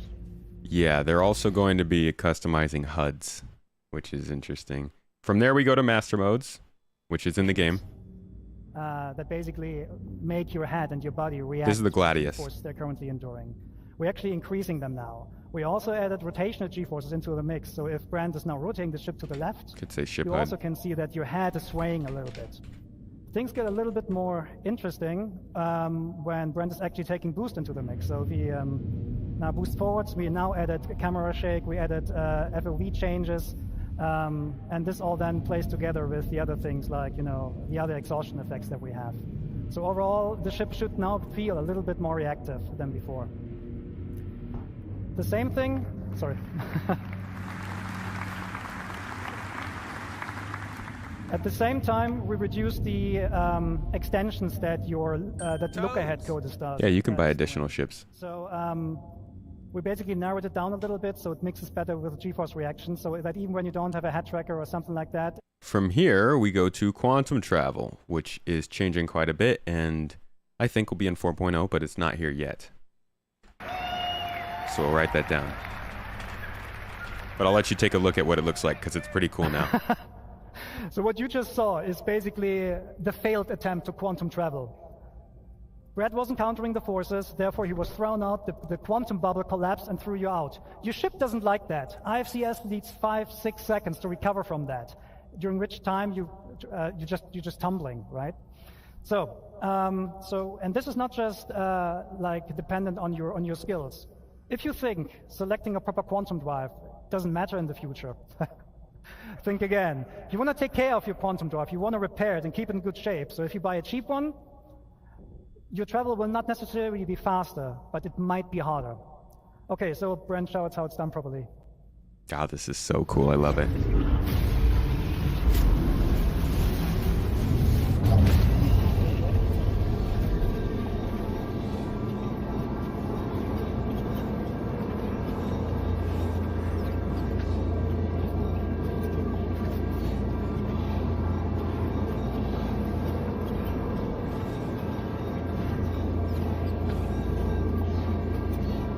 The bubble is locked. You can now go hands off.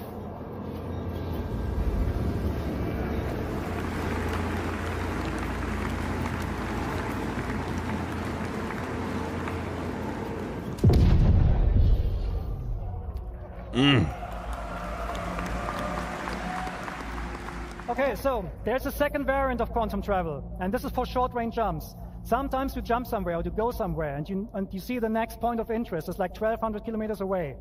We're not going to force you anymore to travel that by hand. You will use a technique called quantum boosting. This is such a big deal. This is the biggest part of master modes, in my opinion, and it just gets skated over. But I think this is exploration gameplay. I'm putting a video out about this tomorrow, talking all about why I think this plus a couple other things are just exploration being made right in front of us, and they're not really explicitly saying it, but it's happening. This is such a big deal. I can't wait for this to be in the game. Quantum-based short-range jump for like something between a couple of 100 kilometers to like 30,000 kilometers or so.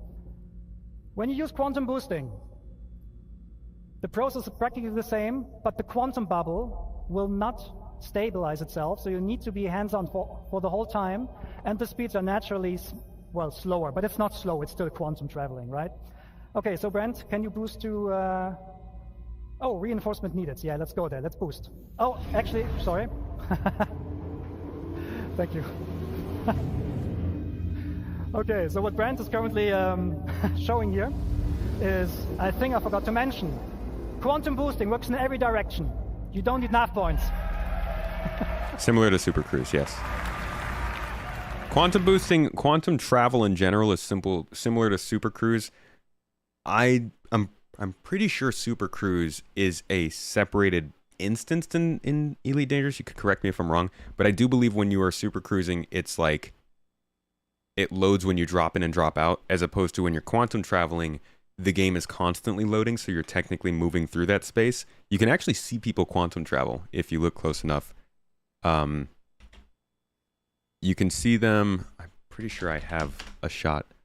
Yeah, this shot here shows. Oh, okay, we lost it. It's gone. Where did it go? Oh, nope, that's not it. Too many things named quantum in this game, so I can't find the actual quantum travel. Oh, there's Tony. Where is it? There we go. So if you watch a ship, you can see them from different perspectives as they travel in and out of quantum travel and during. That's just kind of seeing them leave, and that's the old version. But you can track a ship, and I think that'll help them when it comes to interdiction and stuff.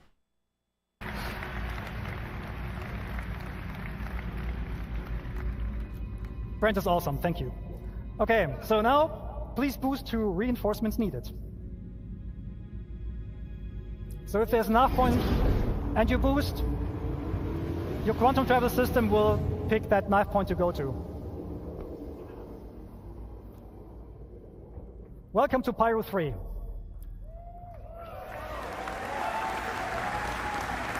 All right. So from here we get into more combat, ship combat stuff, and this is generally this is in the game. I mean, I don't know much. They talk about how AI are kind of characteristic of different flight patterns, which you do kind of see now when you're fighting AI. So I do think this kind of stuff is in the game, but also all the effects you're seeing here are in game, the different aiming modes, all that kind of stuff. They got it in.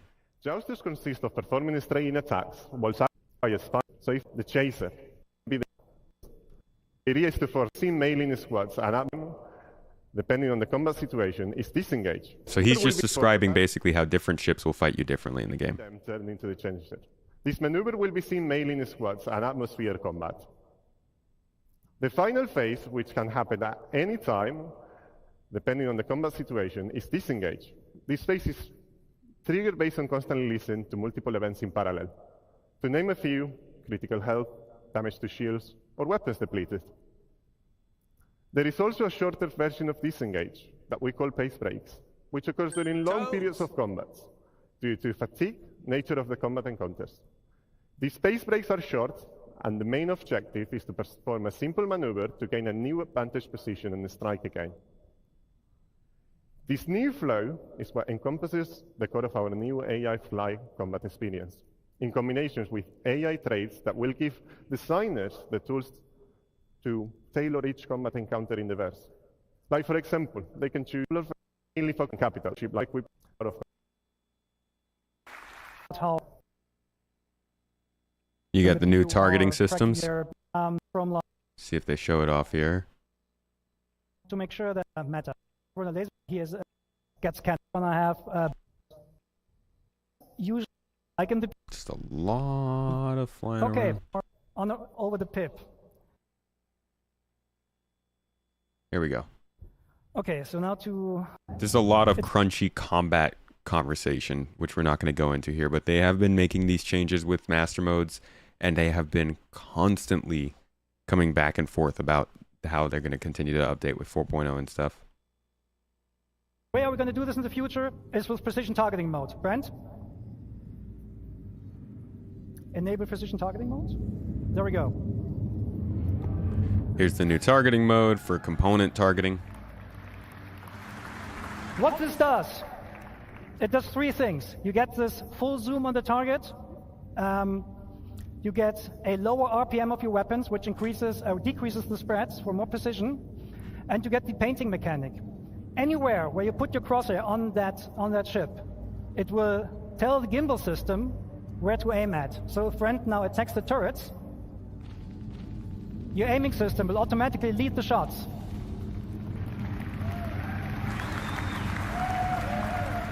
Bam! One turret down.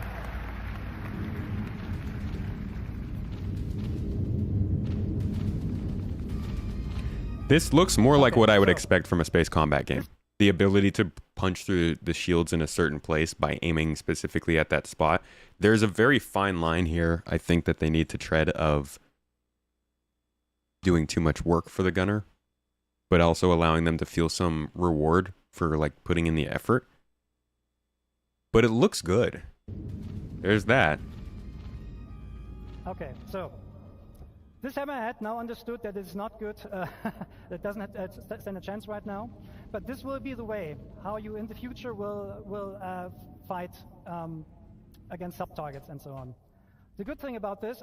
Okay, let's drop down in the atmosphere and listen to how the ships fly now. No, the stick is affecting us. Okay, anyways, we're going to go down as far as possible. So the new aerodynamic system is a complete replacement of the aerodynamic system that you currently have, and you need your control surfaces to actually turn the ship around. It simulates the airflow over your lift surfaces, and therefore the slower you become, the less effective those control surfaces will be in order to turn your ship. So we can demonstrate. This is all from CitizenCon last year. And yours left and right. You will see he cannot go further than that. That is in line with what real airplanes also experience when they're trying to use the rudder to yaw left and right. So what Brand can do here is he can roll and he can pull to actually change his direction. Yeah, rolling and pulling. Okay, so just for this demo, we added a button. The button is called Thruster Disconnect, because at the moment in the PU, when you go through a planet, you're using the thrusters to rotate. We're not doing that anymore. So Brent, disconnect the thrusters, please, and put the ship into a purposeful stall. A stall happens when the airflow over a wing ceases, or over a lift surface ceases. And then at some point, you will not have any authority anymore, and your ship will not turn and so on, and you will basically fall out of the sky. That is naturally a state that every plane wants to avoid naturally, right? And this is happening right here. Brent is not able to use the control surfaces right now because the ship is in a process of stalling. However, the airflow will pull the nose back into the wind, and once you have enough speed, he can actually, well, he gets authority back over these control surfaces. Yeah, so this is this goes back. Let's go back to Star Citizen Invictus 2021, I want to say. And see, gosh, ISC. Was it this one? All Invictus inside Star Citizen.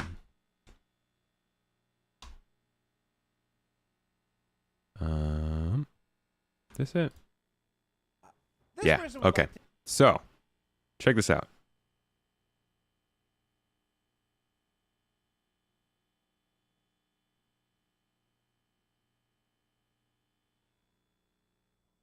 Things like Listen to this. This is from May. Oh, this is only 2022, not too long ago. So they gave us some insight into this coming up.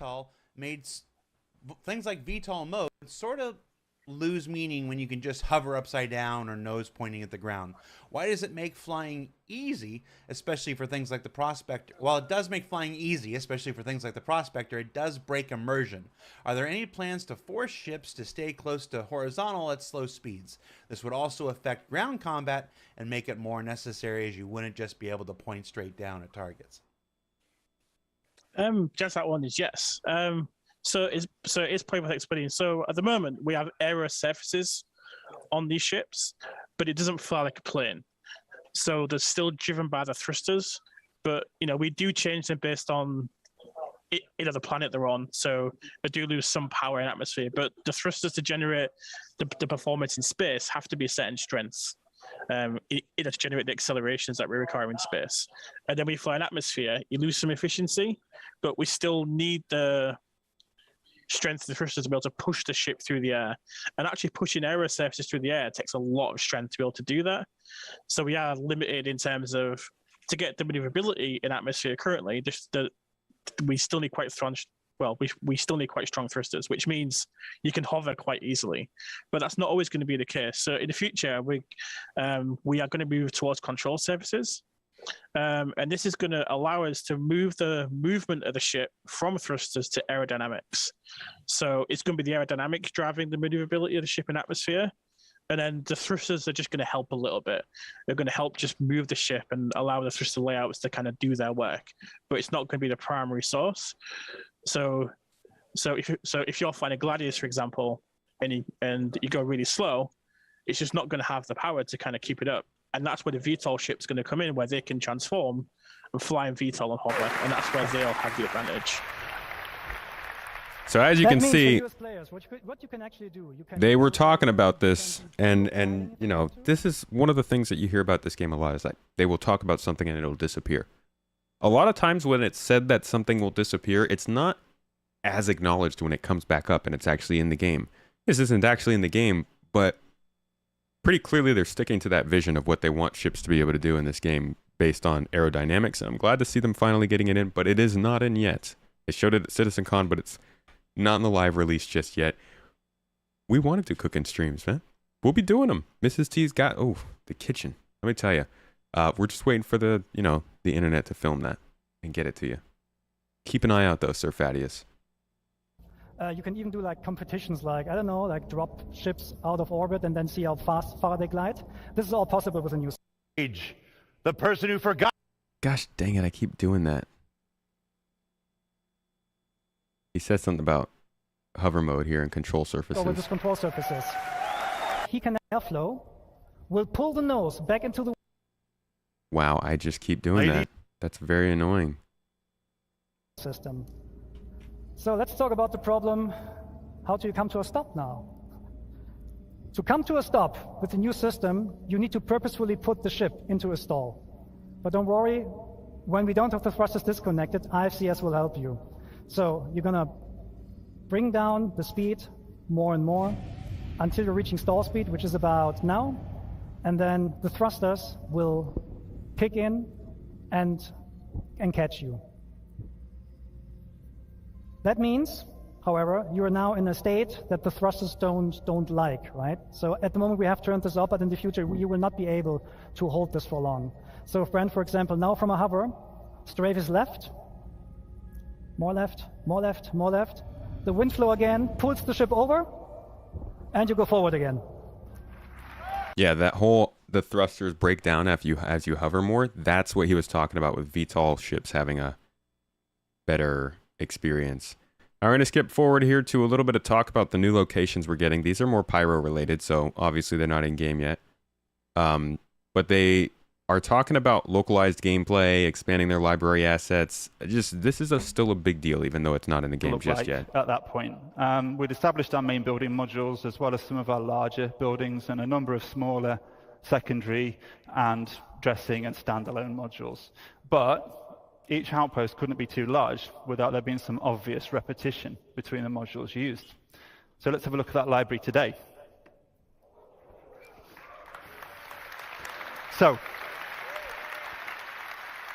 in order to achieve that greater visual and design delta between each outpost and have the... Well, wouldn't that be a little bit of a waste if they only talked about the next quarter at CitizenCon? Because then you basically talk about everything coming in the next quarter, then you have 3 quarters till the next CitizenCon. Of what? And we go deep by creating multiple thematic overlays for each of those modules as well. I'll go into what that means a little bit in a minute. But the challenge of a sandbox location like this, as you can see, it's not about building a single unique location. That can be quite straightforward, to be fair. Voltrez VTOL. It's about giving our artists and designers thought I heard about the that, building yeah. blocks, the affordance to build and play. Or it can't. When ingredients, we like to think we've done a pretty good job with that. But that's me. Using this expanded library, we've been able to increase the individual location size because there's less of that obvious repetition between buildings within any single location. And we can't really call some of these large locations outposts anymore. They become something more like settlements and imply a larger and more established community. Now, as a player, it will mean a lot more to explore and do at any single individual location with a localized and personal feeling mission types that might see you moving around a single settlement to complete objectives or doing short hop missions between clusters of settlements. On a I love planet. that. That's super key. That's the only reason I wanted to have that in here. Again, this is stuff that's not in. It's expected with 4.0. A lot of base stuff. These are, somebody asked if there are cities in Pyro. This is about as close as you get. The colonialism-based settlements that people are kind of living off the land of, it's not super dedicated. themes, our independent theme. Well, there's a big difference between 3 to 4 months and 5 years. I think, yeah, 1 year outlook makes the most sense for CitizenCon, which is what they did here. This is the stuff that they feel like they can do in 12 months. And I think ever since 2022, they've started to aim more for that kind of vibe. Still not quite there, but with less of the engine being made and more of these straightforward, relatively more straightforward developments, I think it's easier for them to estimate what's actually coming in 12 months.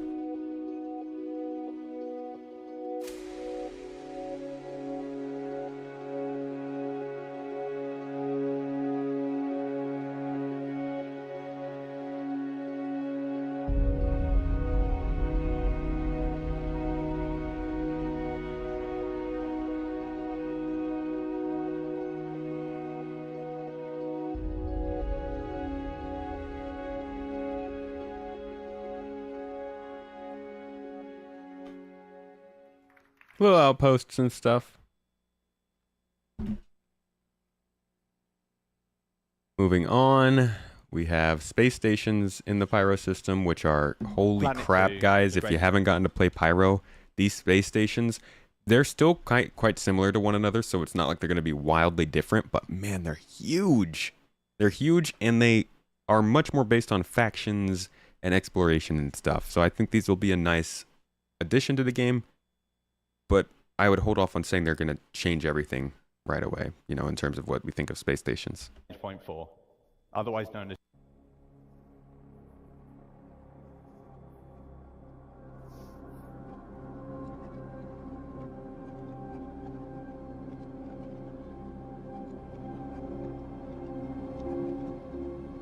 Hey Panic, how you doing, dude? Good to see you in chat.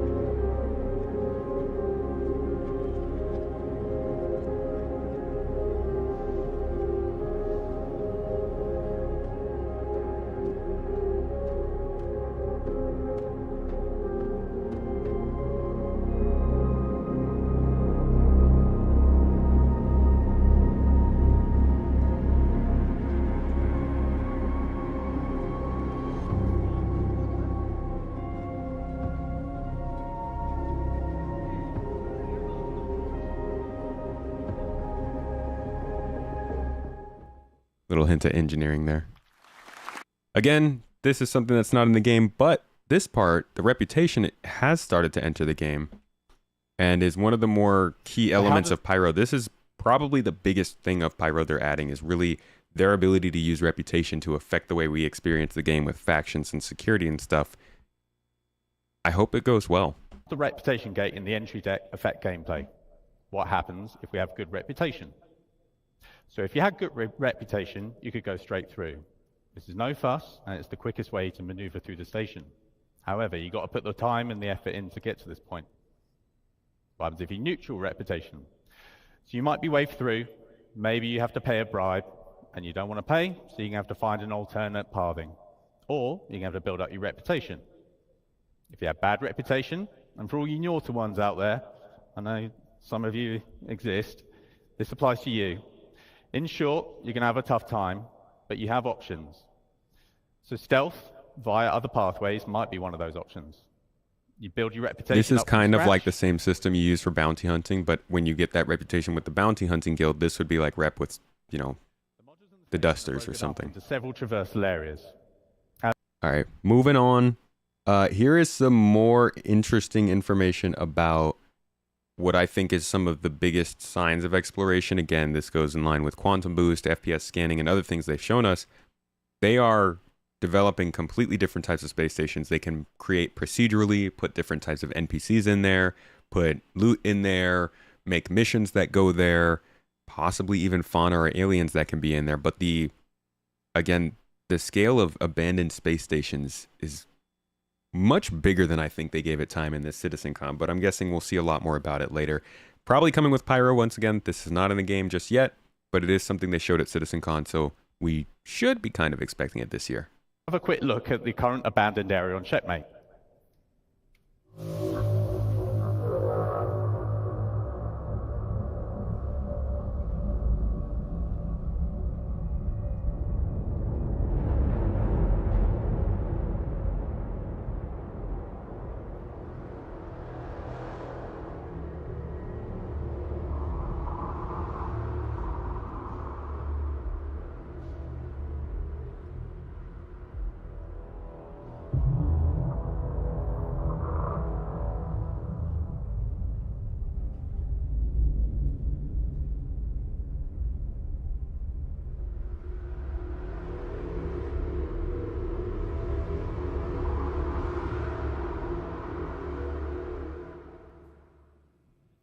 Very, very small amount of coverage because I don't think they have a lot that they've built into it yet. But as locations go, pretty impressive one.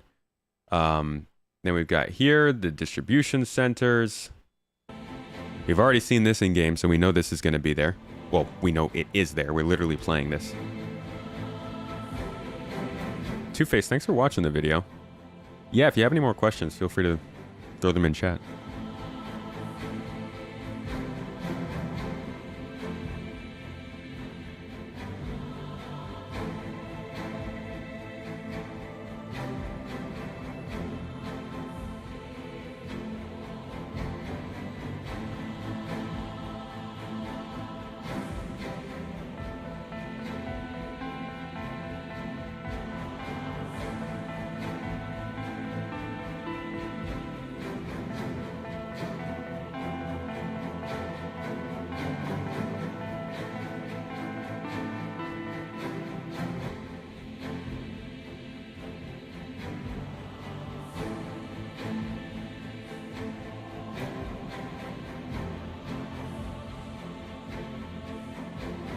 What ship should you buy after your starter Mustang? What are you looking to get into?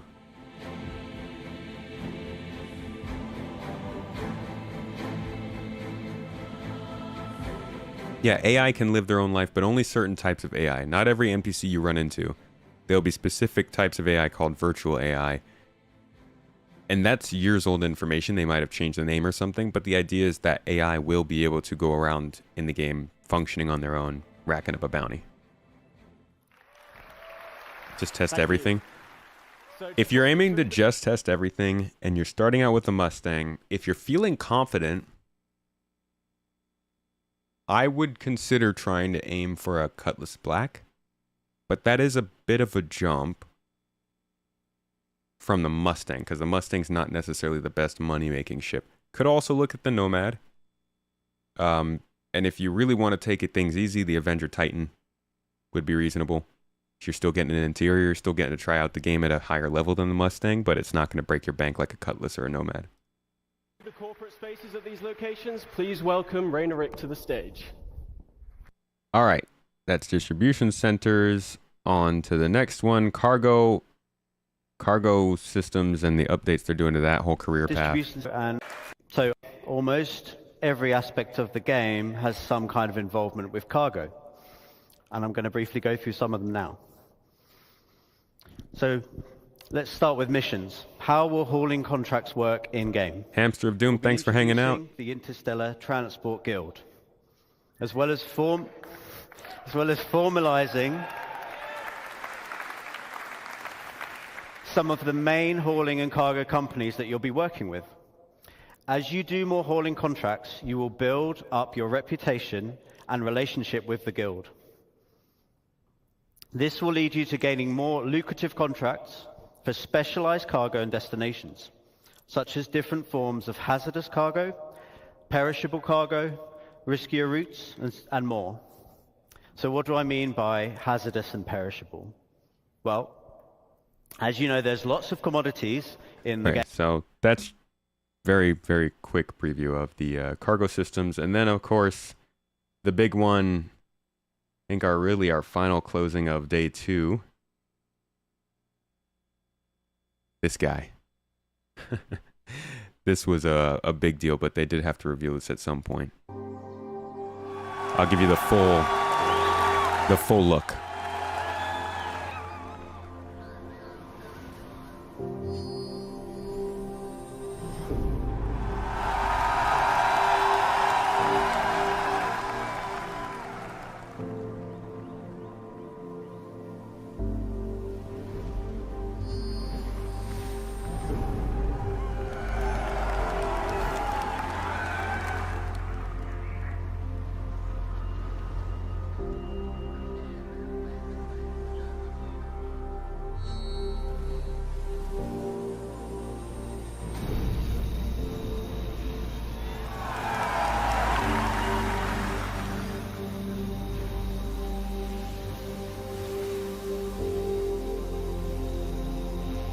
Oh yeah, this is big end game energy. This is what a lot of the game's going to lead to eventually. Acquiring, it's a simple loop, right? Acquiring land, securing the land, acquiring the resources to build on that land, and then using those facilities to make more money, either building other stuff, housing stuff, or doing other things. Like, this is so much could center around this, which is why they're introducing it now.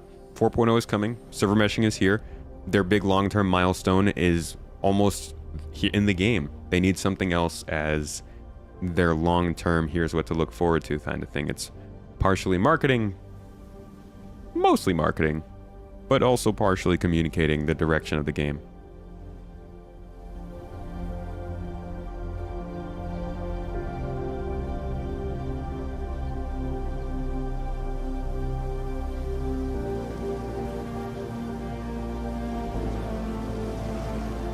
This music gives me so much Satisfactory vibes.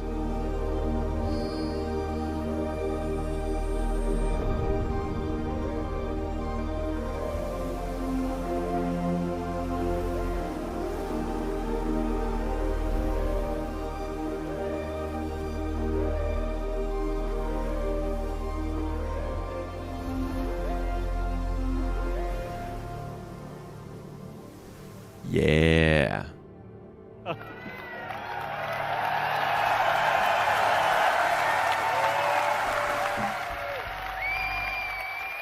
And so then, you know, he goes on and gives a lot of detail about how security systems will work, about how you can get a base in certain areas and you'll get protected, but you're going to have to pay more. And trust me, you're going to have to pay not real money. I mean, like in-game fees and stuff. How it's going to work in terms of what ships can do the building. Just a lot of details, but it's still in the design phase, so we're not going to talk much about it here. That wraps up day 2 of CitizenCon. And from there we got about 17 things, land base building in, that we haven't seen. And that's, you know, you could take away or add some things in there. I'm not gonna actually go through day 1 because that will take a very long time. But you can get an idea of how they've been doing so far, delivering the stuff they talked about towards the end of last year in Star Citizen this year, which is, I would say, considerably better than they ever did in previous years. We can quickly go and look at this first day. We're looking at graphics and cloud improvements, right? Those are in the game. Looking at fire hazard and engineering. These things are actually not in the game. Fire hazard, engineering. Put both those in there. Water effects are in the game. Oh, so we don't have to add those. I'm just going to speedrun this one, yeah? You go on to scope effects. Those are in the game. HDR, that's in the game. A lot of this stuff from the first day is in the game. Temporal upscaling, added to the game. What we don't have, oh, we do have the shadow stuff. We don't have global illumination, which I think they go over here.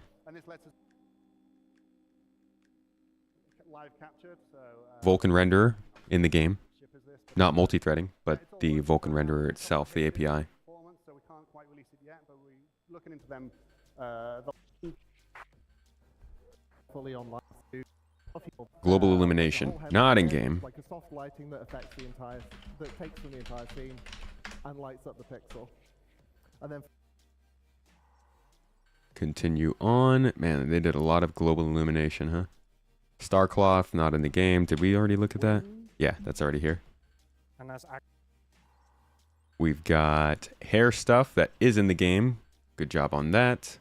Maelstrom, not in the game. This is insane. Okay, this is like Battlefield Bad Company times 2 multiplied by Battlefront.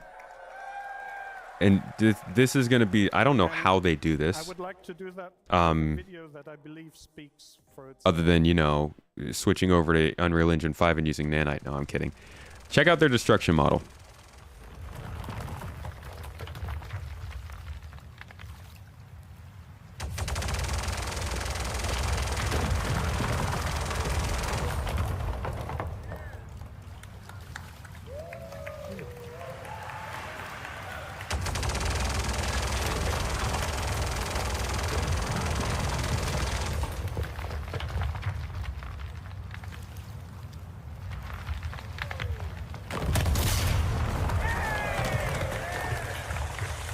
See the water splashes?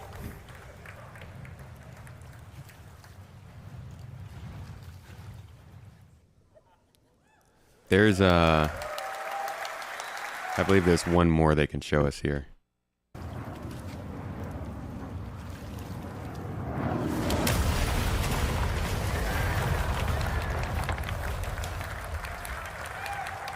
So, how this works with bases and settlements and stuff, I don't know.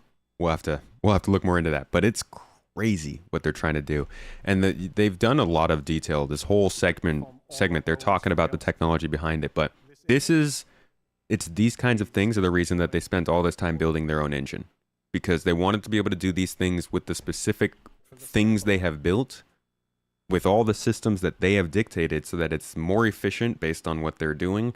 And it works for the applications they want. We're now at the period where we might see if that pays off or not. And I'm excited to see when Maelstrom comes in, but it's still not quite here. What else we got? Audio effects. I don't think we have the new audio effects here. But the best of this is probably the ship-based realistic effects people have been waiting for a long time. Check this out. Create a sense of danger, of being out on your own and under threat. Here's an example of ship combat.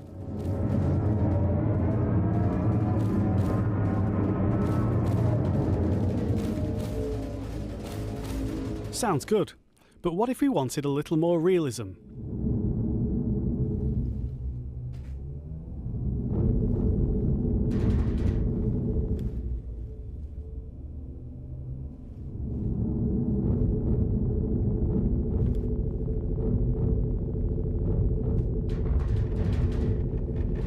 The audio propagation tech that we've been rolling out makes it easier to change the soundscape in real time, and a nice use of that technology is to provide a more realistic option. So audio effects still aren't in, but they have been working on that. And then we've got go from the smallest scope to the largest scope. the big one, the server meshing demo. Obviously, this isn't in game yet. This is a 4.0 thing. We'll put it up here just to be a little petty. On that green server and just replicate it on the other server. And now Fog? I think the fog is in with the lighting effects we got. Engineering we've already touched on. That's not in game yet. Well, it's in Arena Commander. Does that count? So the destroyed shield generator. I would say we don't have to count that yet. Let's put engineering on here. Oh, we did. Cosplay contest. It's the ships. New ships. RSI Zeus. Mystery ship. Polaris. Legionnaire. And Mirai ship. Those are the things we haven't seen from this panel. Just some ship talk, though. I honestly, of all the things at CitizenCon, if the ships were the ones that slipped, we would be blessed for it. So, I'm not really that concerned with tracking ships, but we did, just to make sure, just to cover our bases. Last thing they show here is the FPS stuff, which is FPS radar and scanning. New Mobi glasses up there. And you can even cycle the floors that you're on to isolate New map system. the visuals of the floor that you're on. Downloadable maps are not here, So though. our current objective, it's much more interesting if we can actually take this on the go. So let's download it to our data bank.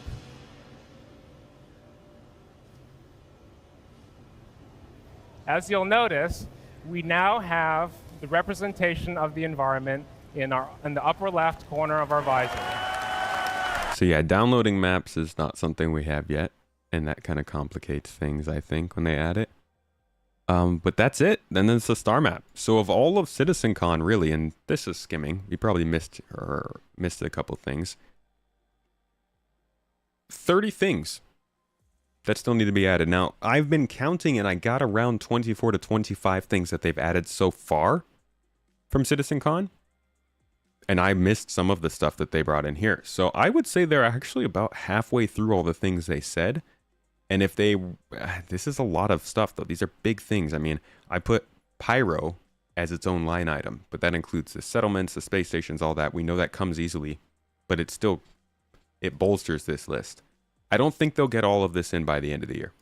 And I don't think they plan on it either. I think they wanted to get most of these things in, but some of it just naturally won't make it. Base building?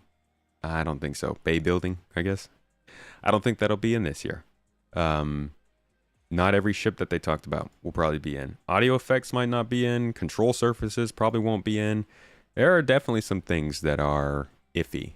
But they actually seem like they're making some pretty good progress this year.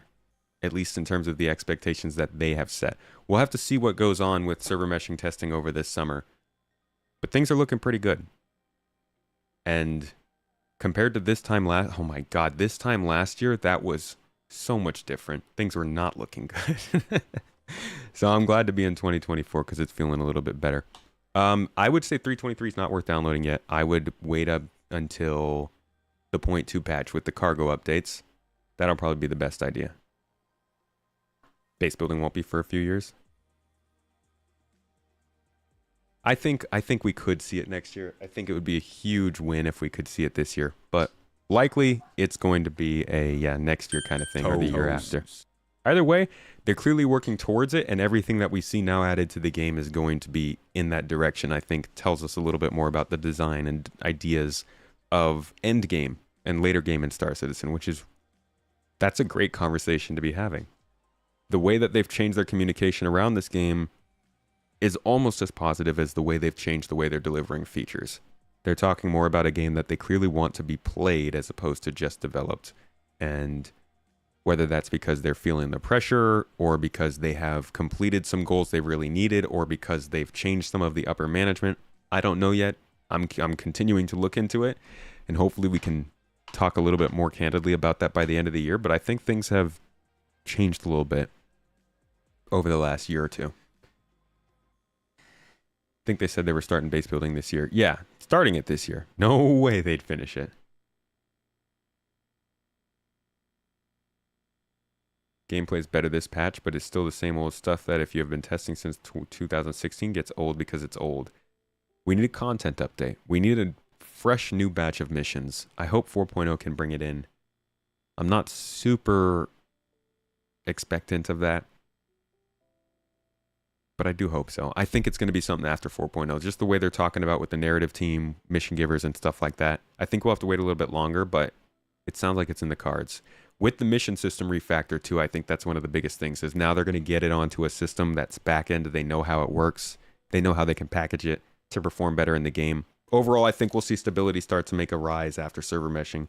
Server meshing itself will hurt it at first, but once they can replace the back end of this game with something they know and have built from the ground up, you would expect, I expect, that it gives them a lot more confidence and ability to optimize and run this game how they want.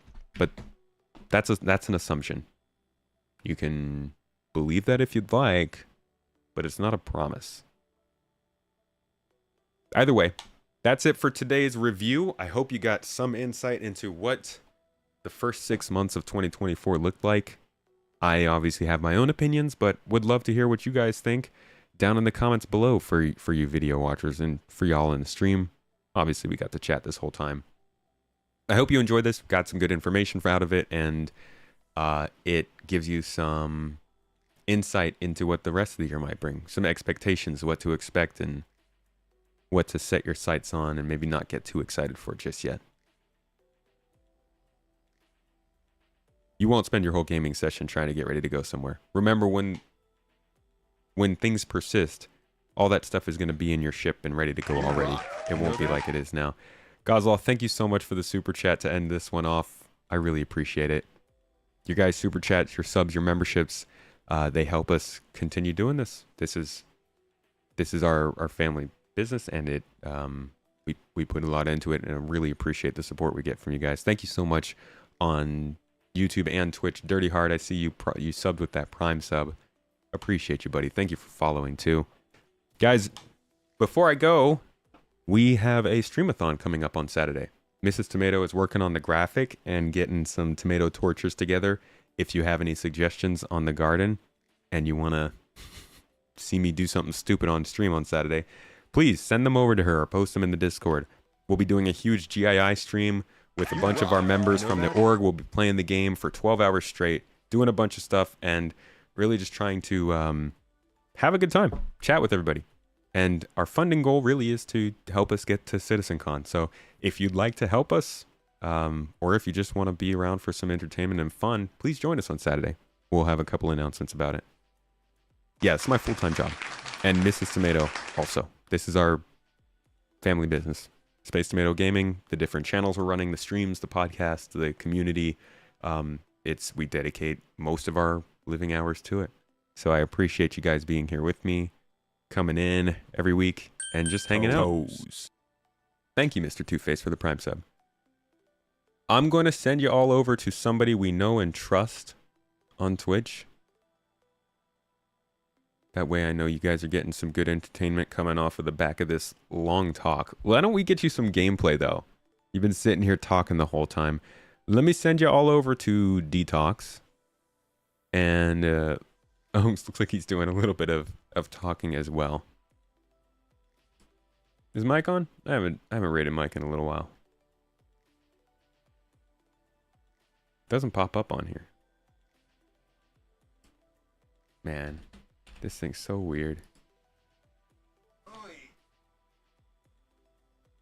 I don't have a desk, so I can't just hit my... Oh, he's playing a different game. I'm going to send you to somebody who's doing some Star Citizen. So, y'all headed over to Detox. Have a wonderful time. And enjoy yourselves. Go maybe listen to some more Star Citizen stuff. I don't know. Go eat something yummy. Hug somebody you love. In general, have a good day. Thank you all for being here. I hope you enjoyed it. See you at the streamathon. Have a lovely Tuesday. Bye.